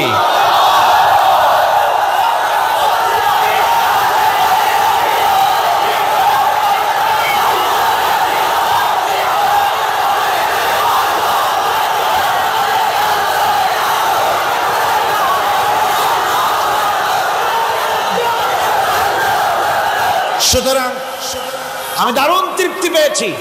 আপনাদেরকেও বলি, প্রশংসা হবে কেবলমাত্র আল্লাহ পাকের। প্রশংসা কার? আর প্রশংসা হবে বিশ্ব নবী জনাবে মুহাম্মদ রাসূলুল্লাহ সাল্লাল্লাহু আলাইহি ওয়াসাল্লাম। চিৎকার মেরে সারা জীবন আল্লাহ এবং রাসূলের প্রশংসা করতেই ইনশাআল্লাহ আমাদের করতে হবে, মুসলমানদের দায়িত্ব। আর প্রশংসা করব যারা আমার রাসূলের, আল্লাহর হুকুম মানে আর আমার রাসূলের অনুসরণ অনুকরণ যারা করে, তারা আমাদের সম্মানের পাত্র। আলহামদুলিল্লাহ। 2, শেষ বিচারে একমাত্র মালিক হচ্ছেন আল্লাহ পাক। সূরা ফাতিহার দ্বিতীয় শিক্ষা, শেষ বিচারের দিন, ডে অফ জাজমেন্ট, শেষ বিচারের দিনের মালিককে একচ্ছত্র অধিপতি আল্লাহ রাব্বুল আলামিন। যেদিন কেউ কথা বলতে পারবে না আল্লাহ পাকের নির্দেশ ছাড়া, সেই হাসরের মাঠের একচ্ছত্র মালিক আল্লাহ পাক। সুপ্রিম কোর্টের সুপ্রিম কোর্ট, সমস্ত জাস্টিসদের জাস্টিস হবেন আল্লাহ সুবহানাহু ওয়া তাআলা। এটা হলো দ্বিতীয় শিক্ষা, মনে রাখতে হবে। সেদিন আল্লাহ পাক তিনি বিচার করবেন, কঠিন বিচার হবে সেদিন, এটা মনে রাখতে হবে। 3 নম্বরের শিক্ষা হচ্ছে সূরা ফাতিহার শিক্ষা নাম্বার 3, জীবনের সকল ক্ষেত্রে গোলামি, আনুগত্য, দাসত্ব একমাত্র কেবলমাত্র শুধুমাত্র আল্লাহ রাব্বুল আলামিনের। গোলামি কার হবে? চিল্লায়ে বলেন, কার হবে? 3। 4 নম্বরে সাহায্য চাইতে হবে কেবলমাত্র কার কাছে? আল্লাহ পাকের কাছে। 5, হেদায়েতের গ্রন্থ হিসাবে গ্রহণ করতে হবে আল্লাহ পাকের কোরআনে কারীমকে। 6, অনুসরণ করতে হবে কেবলমাত্র নবীয়িন, সিদ্দিকিন, শুহাদা, সালেহিনদের। 7, জীবনের সকল স্তর থেকে ইহুদি এবং নাসারাদের প্রভাব মুক্ত করতে হবে নিজের জীবনকে। ইহুদি, নাসারা, আল্লাহ বিরোধী যারা মুশরিক, নাস্তিক, মুরতাদ, এই সবগুলি থেকে নিজেকে মুক্ত করতে হবে। গোলামি হবে কেবলমাত্র আল্লাহ পাকে। আর এইভাবে 7টি আয়াতের 7টি শিক্ষা আপনাদের সামনে পেশ করলাম। আল্লাহ রাব্বুল আলামিন এগুলি যেন মানার তৌফিক আমাদের দেন, আমরা বলি আমিন। আর জোরে বলেন আমিন। বন্ধুগণ, গায়রিল মাগদুবি আলাইহিম ওয়ালাদ-দাল্লিন আমরা পড়ি, ইহুদি এবং খ্রিস্টানের পথ অনুসরণ করব না বলি, কিন্তু এই তো 1 জানুয়ারি আসতেছে। 1 জানুয়ারি 1997 সন, 31 ডিসেম্বর রাত 12টা 1 মিনিটের সময় বাংলাদেশের শহর সমূহে বাজি পোড়ানো শুরু হয়। কথা ঠিক কিনা? আমি জিজ্ঞেস করতে চাই, এটা কি খ্রিস্টানের দেশ? জোরে বলেন, এটা কি খ্রিস্টানের দেশ? অবশ্য আমাদের দেশে খ্রিস্টান, হিন্দু, বৌদ্ধ যারা আছে তারাও আমাদের নাগরিক, সন্দেহ নাই। কিন্তু এই দেশ হচ্ছে পৃথিবীর 2য় বৃহত্তম মুসলিম দেশ। খ্রিস্টানেরা নববর্ষ উদযাপনের জন্য বাজি পোড়া, ফুর্তি করুন, যা বললায় তাই করুন, কিন্তু একজন মুসলমান এই নববর্ষ উদযাপনের জন্য বাজি পোড়াতে পারে না, বোমা ফুটাতে পারে না, ফুর্তি করতে পারে না। মানে নাই, জাস্টিফিকেশন নাই। এটা যদি করা হয় আপনি খ্রিস্টানদের গোলামি করছেন, এটাই প্রমাণিত হবে। 1 বৈশাখ নববর্ষ উদযাপন করা হয় আমাদের দেশে। আজ 2-4 বছর ধরে শুরু হয়েছে 1 বৈশাখ উদযাপন করা। 1 বৈশাখে সকালবেলায় বাসন্তী রঙের শাড়ি পরে সারা রাত রাস্তায় আলপনা এঁকে রমনা লেকের পাশে গিয়ে যুবতী আর যুবকরা বাসন্তী রঙের শাড়ি পরে সূর্য উদয়ের পানে করো জোড়ে সেদিকে তাকিয়ে বলে, এসো হে নববৈশাখ স্বাগতম হে। বৈশাখ বলে বাবাজিরা আমারে ডাকতেছো? ওয়েট অ্যান্ড সি, অপেক্ষা করো, আসতেছি। যে বৈশাখকে ডাকা হলো, স্বাভাবিক বৈশাখ কাল বৈশাখীর রুদ্র রূপ ধারণ করে 180 মাইল স্পিডে এসে বাড়ি ঘর কল কারখানা ভাঙ্গা জনমের মতো স্বাগতম হে।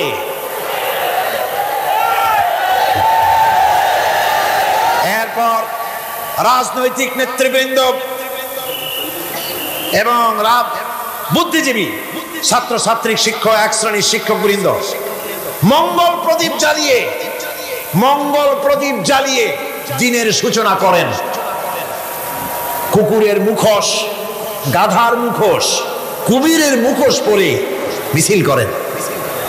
ঢোল আরো কি হাবিজাবি বাজাইয়া ফুর্তির চোটে সিটই পড়বে না খারাপ হয়ে থাকবে দিশা করতে পারেন, ঠিক কিনা কন? আমি জিজ্ঞেস করি, পয়লা বৈশাখের সাথে উদযাপন, নববর্ষ উদযাপনের সাথে মুখোশ পরার সম্পর্ক কি? গরু আর গাধার শুকরের মুখোশ পরে আপনি কি বুঝাতে চান যে নতুন বছরটা জাতির সাথে গাধার মতো ব্যবহার করবেন অথবা কুকুরের মতো? নাউযুবিল্লাহি মিন যালিক। মুসলমানদের জন্য জায়েজ নাই, হারাম হারাম।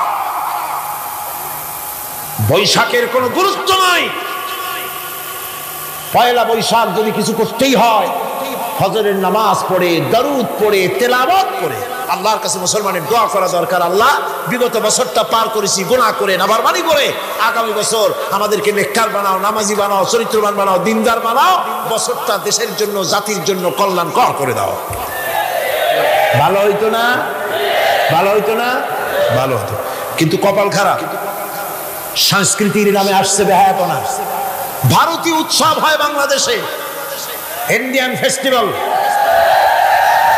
আমি প্রশ্ন করতে চাই সরকারের কাছে, বাংলাদেশের উৎসব ভারতে হয় কিনা? যদি বাংলাদেশের উৎসব ভারতে না হয়, বাংলার মাটিতে ভারতের উৎসব কেন?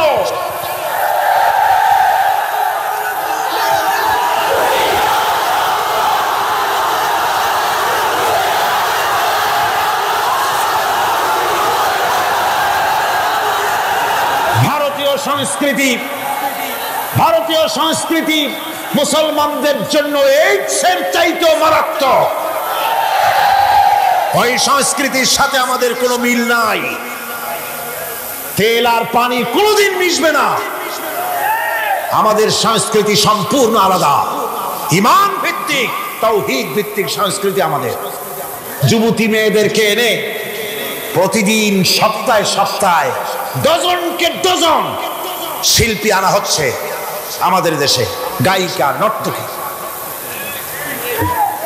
আমাদের দেশের ভাবমূর্তিকে নষ্ট করা হয়েছে। গান বাজনার দিকে উঠে পড়ে লেগে গিয়েছে জাতি আজ। এই জাতির দুর্ভাগ্য কোথায় গিয়ে ঠেকবে আল্লাহ পাক জানেন। আমরা মুসলমান, আমাদের উন্নতি, আমাদের উরুজ, আমাদের জওয়াল, আমাদের উন্নতি আর আমাদের অবনতি কিসে হবে?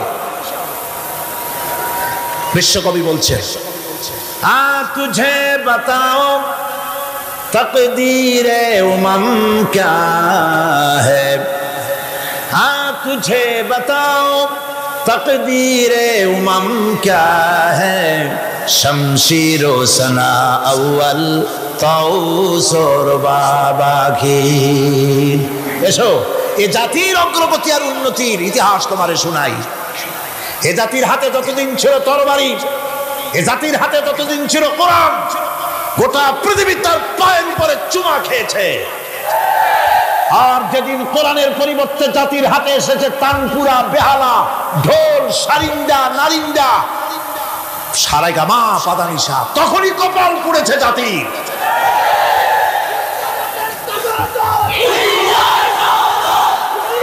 আজ আমাদের দেশে স্বাধীনতার রজত জয়ন্তী উদযাপন হয়েছে, শুধু গান আর গান, নাচ আর নাচ। সরকারের কোটি কোটি টাকা খরচ হয়েছে। স্বাধীনতার জন্য তো উৎসব করবই, স্বাধীনতা থাকলে আমরা থাকবো, স্বাধীনতা না থাকলে আমরা গোলাম হয়ে যাব, ঠিক কিনা? কিন্তু আমার পদ্ধতি আলাদা, আমার ইসলামের পদ্ধতি আলাদা। আমরা হিন্দুর মতো খ্রিস্টানের মতো নাচতে পারি না, গাইতে পারি না, ঢোল বাজাতে পারি না। বিজয় এলে কি করবেন আল্লাহ শিখাই দিয়েছেন। কে শিখিয়েছে? আল্লাহ রাব্বুল আলামিন বলেন, ইযা জাআ নাসরুল্লাহি ওয়াল ফাত ওয়া রাআইতান নাসা ইয়াদখুলুনা ফি দীনিল্লাহি আফওয়াজা ফাসাব্বিহ বিহামদি রাব্বিকা ওয়াস্তাগফির ইন্নাহু কানা তাওয়াবা। আল্লাহর পক্ষ থেকে যখন বিজয় আসবে, নবী বিজয় যখন আসবে আল্লাহর পক্ষ থেকে, তখন আপনি দেখতে পাবেন আল্লাহর পক্ষ থেকে মদদ, বিজয় যখন আসবে দলে দলে লোক ইসলামের মধ্যে প্রবেশ করবে। এই বিজয় দেখে আপনি কি করবেন? আপনার জন্য দায়িত্ব তখন ফাসাব্বিহ বিহামদি রাব্বিকা ওয়াস্তাগফির ইন্নাহু কানা তাওয়াবা। আপনি বেশি করে ইস্তেগফার করুন, বেশি করে তাসবিহ পড়ুন। রাসূল করিম সাল্লাল্লাহু আলাইহি ওয়াসাল্লাম এই সূরা নাযিল হওয়ার পর, ইসলামের চূড়ান্ত বিজয়ের মুহূর্তে এই সূরা যখন নাযিল হলো, রাসূল করিম সাল্লাল্লাহু আলাইহি ওয়াসাল্লাম হাদিস শরীফে এসেছে সারাক্ষণ বেশিরভাগ পড়তেন সুবহানাকা আল্লাহুম্মা ওয়া বিহামদিকা নাস্তাগফিরুকা ওয়া নাতুবু ইলাইক। সুবহানাকা পড়েন, সুবহানাকা আল্লাহুম্মা ওয়া বিহামদিকা নাস্তাগফিরুকা ওয়া নাতুবু ইলাইক। রাসূল করিম সাল্লাল্লাহু আলাইহি ওয়াসাল্লামকে হযরত আয়েশা সিদ্দিকা রাদিয়াল্লাহু তাআলা আনহা জিজ্ঞেস করেছেন, হুজুর আপনি এখন এই দোয়াটা একটু বেশি বেশি করতেছেন কেন? হুজুর বলেছেন, এটা আমাকে পড়তে বলা হয়েছে, আমাকে ইস্তেগফার করতে বলা হয়েছে, আমাকে তাসবিহ করতে বলা হয়েছে। অর্থাৎ বিজয়ে বিনয়ী হও। স্বাধীনতা দেন আল্লাহ, টিকায় রাখার মালিকও সে আল্লাহর প্রতি রুজু হতে হবে, মাথা নত করতে হবে। ঢোল বাজায় জাতির স্বাধীনতা রক্ষা করা যাবে না। গান গেয়ে নাটক করে ভারতীয় সংস্কৃতির উলঙ্গ বেহায়া নর্তকী এনে বাংলাদেশের স্বাধীনতা রক্ষা করা যাবে না। স্বাধীনতা রক্ষা করতে পারবে ইমানদার সাহসী সরকার। ইমানদার হতে হবে, সাহসী হতে হবে। স্পষ্ট করে ভারতকে জানিয়ে দিতে হবে, বাংলাদেশের বুকের উপর থেকে ট্রানজিট দেওয়া হবে না, হবে না, হবে না। আমাদের চট্টগ্রামের এই চট্টগ্রামের পোর্টকে থামুন, চট্টগ্রামের বীর চট্টলার পোর্টকে ভারতের জন্য মুক্ত হতে দেওয়া হবে না। এদেশের লক্ষ লক্ষ মানুষের জীবন যেতে পারে, ভারতকে ট্রানজিট দেব না। ভারতকে ট্রানজিট দেওয়ার অর্থ হল ভারতের সেনাবাহিনীকে বাংলাদেশকে ওয়েলকাম করা, ভারতের ডেঙ্গু জ্বর, তাদের এইডস রোগ বাংলাদেশে আমদানি করা, বাংলাদেশকে ভুটান সিকিমের মতো ভারতের গোলাম বানিয়ে দেওয়া।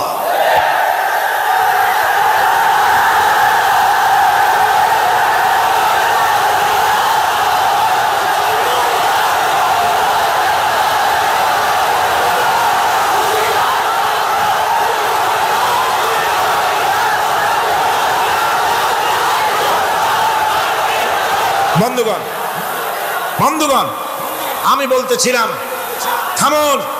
গায়রিল মাগদুবি আলাইহিম ওয়ালাদ-দাল্লিন, খ্রিস্টান, ইহুদি, হিন্দু, মুশরিক কারো অনুসরণ করব না। অনুসরণ করব কয় শ্রেণীর?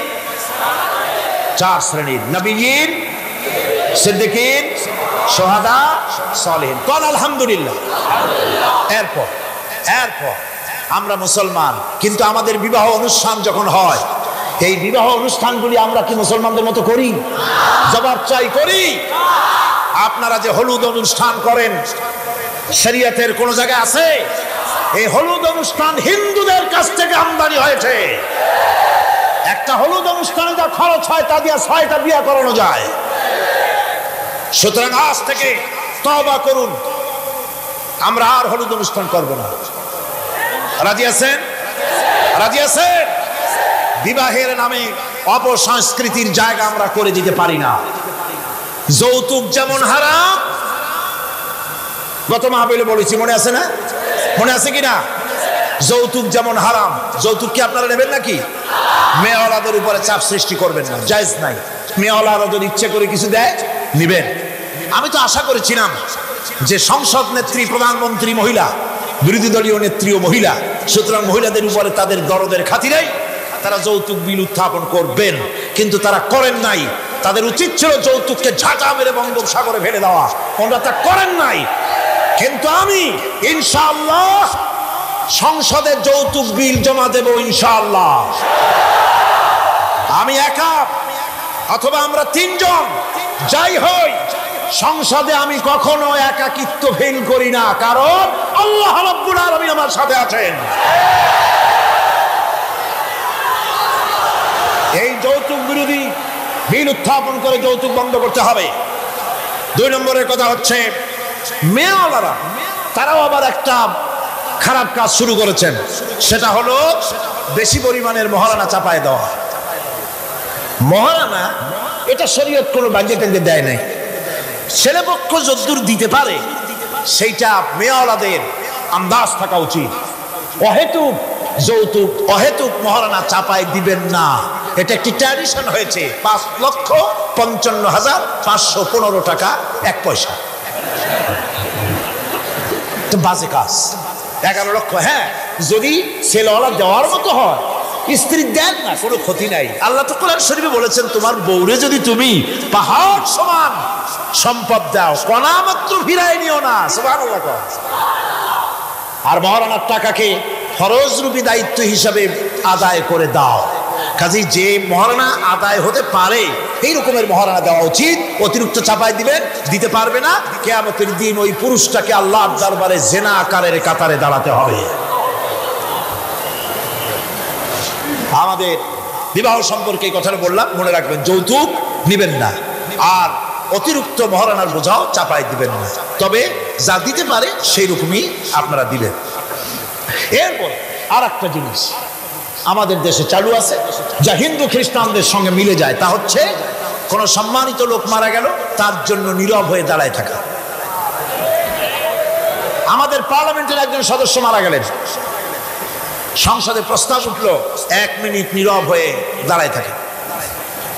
আমি বললাম, স্পিকার সাহেব, 1 মিনিট দাঁড়ায় থাকলে যদি সওয়াব হয়, তো 1 মিনিট কেন, আসুন আমরা 25 মিনিট খাড়াই থাকি। আর যদি কোনো সওয়াবই না হয়, তাহলে এই প্রহসন কেন? আমরা তো আমাদের মা বাপের কবরের কাছে গিয়া কোনোদিন ভূতের মতো খাড়াই থাকি না, সেখানে তো অবশ্যই আমরা দোয়া দুরূদ পড়ি, ঠিক কিনা? বললাম, স্পিকার সাহেব, আমার মাহফিল যদি হতো তা আমি বলতাম সূরা ফাতিহা পড়েন, ইখলাস পড়েন, দরুদ শরীফ পড়েন। এটা আপনার মাহফিল, এটার গার্ডিয়ান আপনি, এটার অভিভাবক আপনি। আপনি সকলকে বলেন সূরা ফাতিহা, সূরা ইখলাস পড়তে। মাননীয় সম্মানিত স্পিকার সাথে সাথে বললেন সকলকে, আপনারা ফাতিহা পড়েন, ইখলাস পড়েন, দরুদ শরীফ পড়েন। আলহামদুলিল্লাহ, বললেন আলহামদুলিল্লাহ। আমরা চেষ্টা করছি সংসদের ভেতরে একটা গুণগত পরিবর্তন আনার জন্য। আল্লাহ যেন তৌফিক দেন, জনগণ আমিন। ভাইরা আমার, সুতরাং এই সমস্ত হচ্ছে খ্রিস্টান ইহুদিদের কাস্টমস, তাদের ট্র্যাডিশন, এর সাথে আমাদের কোনো সম্পর্ক নাই।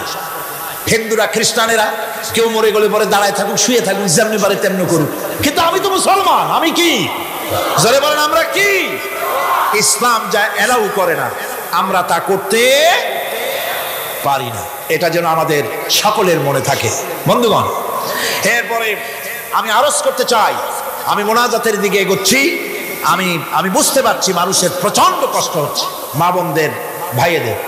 এরপরে যে কথাটি আমি বলতে চাই সেটা হলো, বাংলাদেশ হচ্ছে ইসলামের ঘাঁটি, ইসলামের দুর্জয় ঘাঁটি। আমাদের এই দেশে আল্লাহর দ্বীন কায়েম করতে হবে, জমিন আল্লাহ। আমি জিজ্ঞেস করতে চাই, এই লক্ষ লক্ষ জনতার কাছে জমিন কার? আমি খুশি হইতে পারলাম না। আপনারা আল্লাহর নামটা কি জোরে নিছিলেন? গায়ে যত শক্তি আছে ওই শক্তি দিয়ে আল্লাহর নামটা নিছিলেন? যদি না নিয়ে থাকেন, সবটা শক্তি নিয়ে আপনারা বলেন জমিন কার? আরো জোরে বলতে হবে, জমিন কার? আকাশ কার, বাতাস কার, এ মানব গোষ্ঠী কার, আইন চলবে কার? সুতরাং আল্লাহর আইনের উল্টা ধর্ম নিরপেক্ষতাবাদ, জাতীয়তাবাদ, পুঁজিবাদ, সমাজতন্ত্র মানি না, মানি না, মানি না।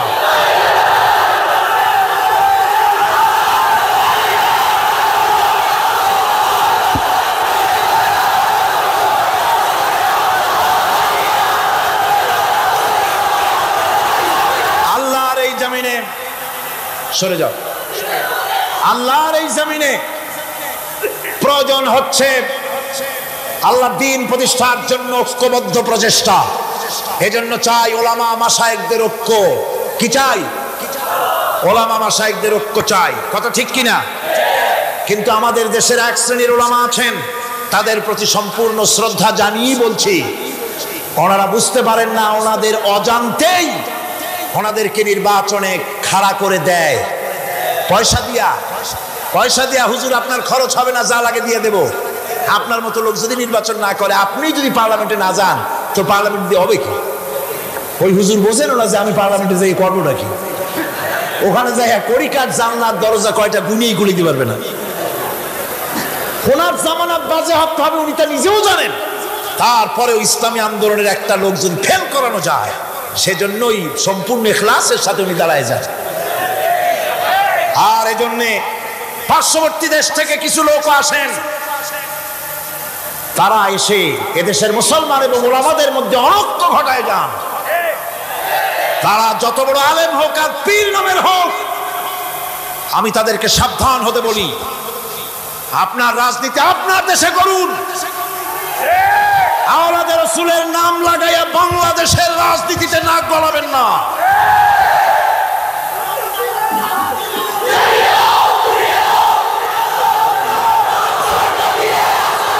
ওলামাদের এক হতে হবে। আমি ওলামায়ে কেরামদের খেদমতে আরজ করি, যদি এক আমরা না হতে পারি, দ্বীন প্রতিষ্ঠা হবে না। কিয়ামতে আল্লাহর কাছে দায়ী হতে হবে। জনগণের কোনো দোষ নাই। জনগণের দোষ আছে? জনগণের দোষ আমি দেই না। বিশ্বাস করুন, যদি আল্লাহ না করুন এদেশে ইসলামী আদর্শ বাস্তবায়িত না হয়, ইসলামী স্টেট কায়েম না হয়, তাহলে কিয়ামতের দিন আলেম ওলামা পীরেরা জনগণের চাইতে সবচাইতে বড় আসামি হবে কিয়ামতে। আল্লাহ পাক এই জাতির ওলামাদের, এই জাতির রাহবারদেরকে ঐক্যবদ্ধ হওয়ার তৌফিক দান করুন। ওনারা যত ফতোয়া দেন, সমস্ত ফতোয়া ইসলামী আন্দোলনের বিরুদ্ধে। মদখোরের কাছ থেকে টাকা নিতে আপত্তি নাই, নিজের মঞ্চে জেনাকার খুনি মদখোরকে নিয়ে এক প্ল্যাটফর্মে বসে বক্তৃতা করতে আপত্তি নাই, কিন্তু ইসলামী আন্দোলনের লোককে মঞ্চে টাকা দেয় না। সমস্ত ফতোয়া ইসলামী আন্দোলনের বিরুদ্ধে তারা দেন। আমি তাদেরকে অনুরোধ করব, আসুন, ঐক্যবদ্ধ হওয়া ছাড়া পথ নাই আল্লাহর দ্বীন প্রতিষ্ঠার জন্য। আর মনে রাখবেন, আপনারা যে ষড়যন্ত্রের শিকারে পরিণত হয়েছেন, যদি দ্বীন প্রতিষ্ঠা না হয়, আর তারা যে স্বপ্ন দেখছে, ইন্ডিয়া এবং তার অনুসারীরা নাস্তিকরা যে স্বপ্ন দেখছে, তা যদি বাস্তবায়িত হয়, কে জামাত করে, কে শিবির করে, কে ফুরফুরার মুরিদ, কে সরসিনার মুরিদ, কে অমুক ইন্ডিয়ার পীর সাহেবের মুরিদ, পাকিস্তান পীর সাহেবের মুরিদ, এগুলা তালাশ করা হবে না। হবে? ওই যে রাশিয়া এসে ঢুকছিল কোথায়? আফগানিস্তানে। সেইখানে সব আলেম ওলামারা জঙ্গলে যাইয়া এক হইল। ওই যে একজন বলছিল যে আমি গেলাম, আমার ছেলে গেল তার মামু বাড়ি, মাইয়া গেল তার নানা বাড়ি, বউ গেল তার বাপের বাড়ি, আমি গেলাম আমার শ্বশুর বাড়ি, যাই দেখি সব এক জায়গায়। এই লোকগুলি আলেম ওলামা পীর বুজুর্গ সব কিয়া পাহাড়ের মধ্যে এক জায়গায় হয়েছে। হায় হায়, সুন্নি, কড়া সুন্নি, গোলাপি সুন্নি, ওহাবি, ঠান্ডা সুন্নি, তারপরে দেওবন্দি, সব এক জায়গায়। হায় হায়, কি সর্বনাশটা করলাম! যদি ঐক্য থাকতাম, তাহলে কি আর রাশিয়া আমাদের উপরে হামলা হতে পারতো, করতে পারতো? চোখের পানি ফেললো, কামলো, একে অপরকে জড়াই ধরল। তখন অনেক সর্বনাশ হয়ে গেছে, অনেক জীবন দিতে হয়েছে এই ঐক্যের পর। তারপরে আল্লাহ মেহেরবানি করেছেন তওবা করার কারণে। কিন্তু আমাদের দেশে অনৈক্যের কারণে, আল্লাহ না করুন, যদি এখানে ইসলামের দুশমন যারা, আজ তো তারা রেডিওতে বসে আছে, আজ তো তারা টিভিতে বসে আছে, আজ তো তারা নাটক তৈরি করে, আজ তারা সিনেমা তৈরি করে। गुलिस्तान के हर शाख पर उल्लू बैठे हैं, फिर अंजाम गुलिस्तान क्या होगा।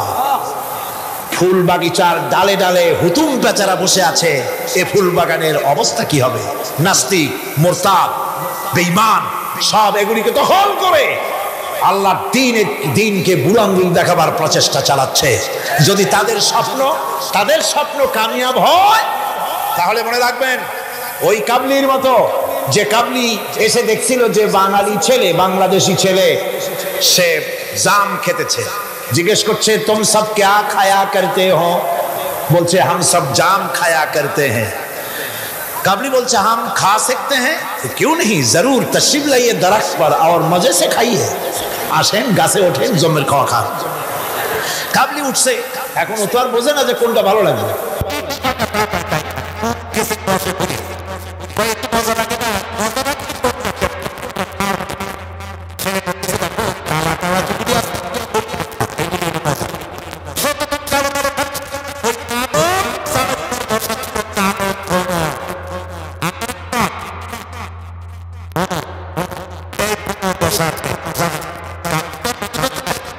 পুরা শুদ্ধা ধরছে, কাবলির হাতের মধ্যে ভ্রমর পড়ছে। এখন কাবলির হাত তো বোঝেন সাগর কলার মতো আঙ্গুল, ওর ভিতরে ভ্রমর পড়ে ভোঁ ভোঁ করছে। কাবলি বলছে ভোঁ করো ভাঁ করো छोड़ेगा नहीं, কালে কালে जितने पाएंगे सब खा छोड़ेंगे। কালো পাইলেই হয়েছে।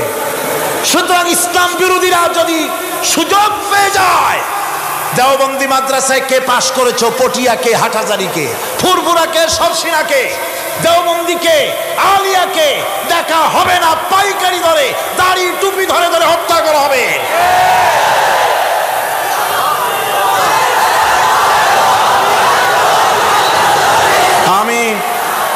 আমি অত্যন্ত বিনীতভাবে চট্টগ্রামের তাফসিরের কোরআন মাহফিলের পক্ষ থেকে গোটা দেশবাসীকে আহ্বান জানাই, আলেম ওলামাদের প্রতি বলি, আপনাদের পায়ে ধরি, ওলামা হযরত, পীর সাহেব কেবলারা আপনাদের পায়ে ধরি, আল্লাহর রাস্তায় ঐক্যবদ্ধ হন, ইসলামী আন্দোলনের বিরুদ্ধে ফতোয়া দিবেন না।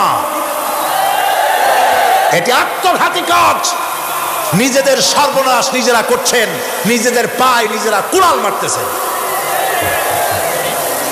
এরপরে আমি যুবকদের জন্য বলবো, যুবকরা তোমরা যারা মাহফিলে এসেছো, মাহফিলে যুবকরাই বেশি আসে আলহামদুলিল্লাহ।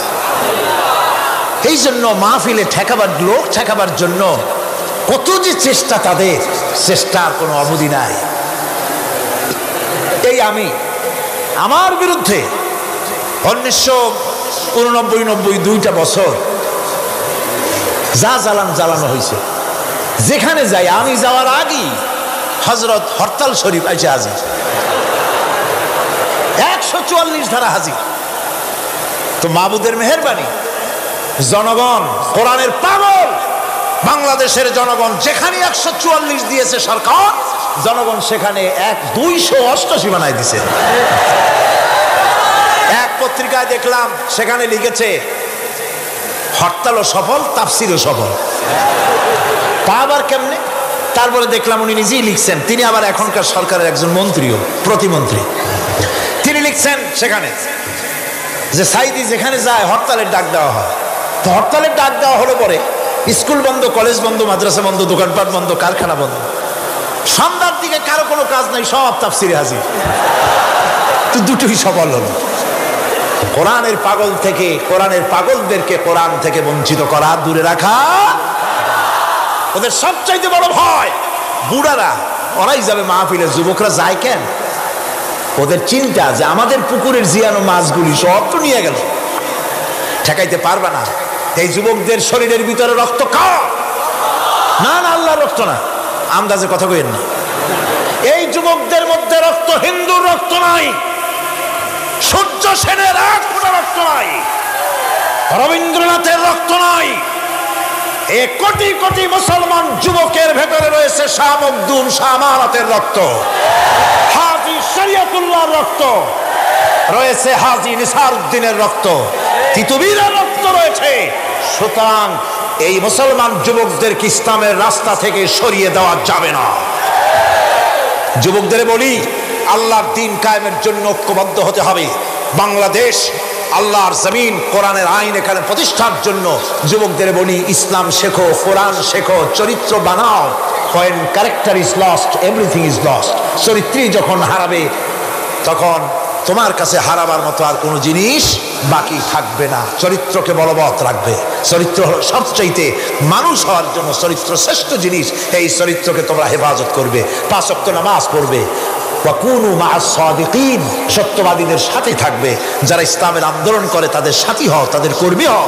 আল্লাহ রাব্বুল আলামিন তোমাদেরকে যুগের খালিদ বিন ওলীদ আল্লাহ বানাই দিবেন। আমি তো বিশ্বাস করি এই যুবকদের হাতেই ইসলামের পতাকা উড়বে বাংলাদেশে ইনশাআল্লাহ।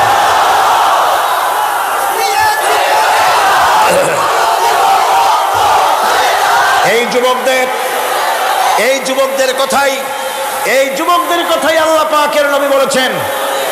নবীজি বলেছেন, কিয়ামতের দিন যেদিন কোনো ছায়া থাকবে না, আল্লাহর আরশ ব্যতীত আরশের ছায়া ছাড়া কোনো ছায়া থাকবে না, ওই দিন আরশের নিচে 7 শ্রেণীর লোকেরা জায়গা পাবে। ওর ভিতরে হবে 1 শ্রেণী হবে ওয়াশাবুন নাশা ফি ইবাদাতিল্লাহ, ওইসব যুবক যারা রাত কাটিয়েছে আল্লাহর ইবাদত করে, চোখের পানি ফেলেছে, তাদের জন্য জান্নাত যুবকদের জন্য। আমি আগেও বলেছি, বুড়োরা কেউ ভেস্তে যাবে না, চিন্তা করে কোনো লাভ নাই। কালো মানুষ আর বুড়া মানুষ ভেস্তে যাবে না, কোনো মৌলভী সাহেবের ফতোয়া নয়, স্বয়ং রাসূলুল্লাহ বলছেন। এখন তো বুড়া মানুষেরা মহা মুসিবতে পড়ছে। আমিও আপনাদের দলে, চিন্তার কারণ নাই। রাসূলুল্লাহ বলেছেন, বুড়া কালো মানুষ কান্দো না, কান্দার কোনো দরকার নাই। তুমি যখন ভেস্তে যাবে তুমি বুড়ো থাকবে না, আল্লাহ জওয়ান বানাই দিবেন। কালো মানুষ কালো থাকবে না, জান্নাতে যাওয়ার সময় আল্লাহ পাক পূর্ণিমার চাঁদের চাইতেও সুন্দর বানাই দিবেন। সুতরাং যুবকেরা, বেহেশত তোমাদের জন্য, এই বেহেশতের জন্য তৈরি হও, জান্নাতে যাওয়ার জন্য তৈরি হও। এই দুনিয়ার নারী বাড়ি গাড়ি তুচ্ছ আল্লাহর জান্নাতের সামনে।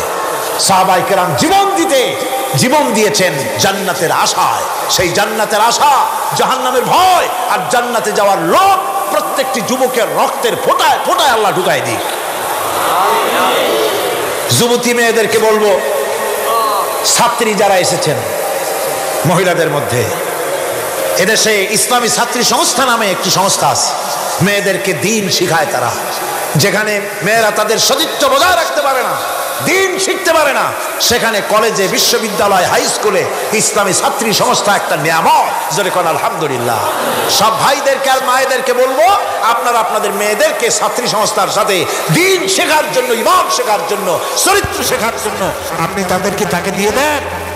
1 বছর 6 মাস পরে ওই মেয়েকে দেখলে আপনার চোখ ঠান্ডা হয়ে যাবে। আলহামদুলিল্লাহ, দিনদার হবে, নামাজি হবে, পরেশগার। এরপরে যুবকদের কথা বললাম, যুবতী মেয়েদের কথা বললাম। এখন বলবো আমি সরকারি অফিসারদের কথা। সরকারি অফিসার যারা, প্রশাসনিক দায়িত্বশীল যারা, তারা হচ্ছেন আমাদের সবচেয়ে নিকটতম লোক। তারা জনগণের খেদমত করছেন। আলহামদুলিল্লাহ, সকলে কোন আলহামদুলিল্লাহ। আমি দোয়া করি তাফসীরের মাহফিলের পক্ষ থেকে সরকারি অফিসার যারা, ম্যাজিস্ট্রেট আছেন, জজ আছেন, ডিসি আছেন, এনডিসি আছেন, এডিসি আছেন, টিএনও আছেন, সর্বস্তরে সচিব থেকে শুরু করে দারোগা পর্যন্ত সর্বস্তরের প্রশাসনিক দায়িত্বশীল ব্যক্তিবর্গকে আল্লাহ রাব্বুল আলামিন ঈমানি যোগ্যতার সাথে সরকারি দায়িত্ব পালনের তৌফিক দিন। তবে একটা কথা বলবো, আপনি যে দায়িত্বে আছেন, আপনি সরকারকে খুশি করার জন্য অবৈধ কাজে লিপ্ত হবেন না। আপনার বিবেক যদি বাধা দেয়, বিবেককে ফাঁকি দিয়ে অন্যায় কাজে হাত দিবেন না। এক শ্রেণীর লোক আছে, যে সরকার আছে সেই সরকার কি বলে, আপনার জন্য আমরা তো অপেক্ষা করতেছি। বীরবলের মতো সম্রাট আকবরের কাছে আছেন আপনাদের, তার কত রত্ন ছিল দেখছেন? কেউ কয় 5 কেউ কয় 6 রত্ন। ইতিহাস ভুলবেন না, ইতিহাস মনে রেখে। নবরত্নের একটা নাম ছিল, নাম হলো বীরবল। সম্রাট বাজারে গিয়েছে, তরকারি দেখতে গিয়ে বেগুন চোখে পড়েছে। বেগুন দেখে খুব লক্ষ্য করে দেখছে। বীরবল বলছে, জাহাপানার খুব পছন্দ নাকি? দেখতে তো খুবই সুন্দর। বীরবল বলছে, জাহাপানা এই যে বেগুন, এটার নাম হচ্ছে বাবুর, অর্থাৎ এর অনেক গুণ। এটা যদি ভর্তা করে খান আপনার মাথার চুল কখনো উঠবে না। এটা যদি ভাজি করে খান আপনার স্বাস্থ্য ক্রমেই ভালো হবে। এটা যদি আপনি তরকারি মাছের সাথে মিলায় খান আপনার রাজত্ব আরো দীর্ঘায়ু হবে। এইরকমের অনেক পরিবর্তন করলো। তারপরে ঠিক আছে, কেন ওগুলি কেনা হইল, রান্না হইল, জন্মের খাওয়া খাইব। আর এখন বেগুন জন্মের খাওয়া খাইলে যা হয়, টয়লেট রিজার্ভ, মেজাজ খারাপ সম্রাটের। বীরবল এসে দেখে মেজাজ স্ট্রং হয়ে আছে। বাচ্চা জাহাপানা কি হয়েছে? আরে বেটা, তুমি কি তরকারি হুজুরাত বয়ান করলে? আমার তো পেটের ব্যথায় অস্থির। কয় হুজুর, এই একটা তরকারি নাকি? ওটার নাম তো বেগুন, ওর কোনো গুণই নাই। এটা খাইলে পরে কাঁঠাউস হয়, পাতলা হয়, একজিমা হয়, ব্রঙ্কাইটিস হয়, নিউমোনিয়া হয়। এটা খাইলে পরে কত রোগ মারা গেছে, কলেরা বসন্ত হইয়া। এটা তো তরকারি। আকবর কয়, সর্বনাশ, আমার তো পেটের কথা সারিয়ে গেছে তোমার এই বক্তৃতা শুনে। বলে কিরকম? কালকে বেগুনের হুজুরত বর্ণনা করলে আর আজকে বেগুনের এত কুচ্ছা বলছো তুমি, একই মুখে দুই রকম। বীরবল বলছে, জাহাপানা কিছু মনে নেবেন না, আমি তো বেগুনের চাকরি করি না, আমি তো জাহাপানার চাকরি করি। কালকে আপনি বলেছেন বেগুন দেখতে সুন্দর, আমার পক্ষে যতদূর সুন্দর ফজিলত বয়ান করেছি। আজকে আপনি বলছেন বেগুন খারাপ, আর আমি কি খারাপ খারাপও ভালো করে আমার কল্যাণে হারাবো নাকি? আমার দেশের সচিব থেকে শুরু করে সর্বস্তরের অফিসাররা বলবো, সরকারকে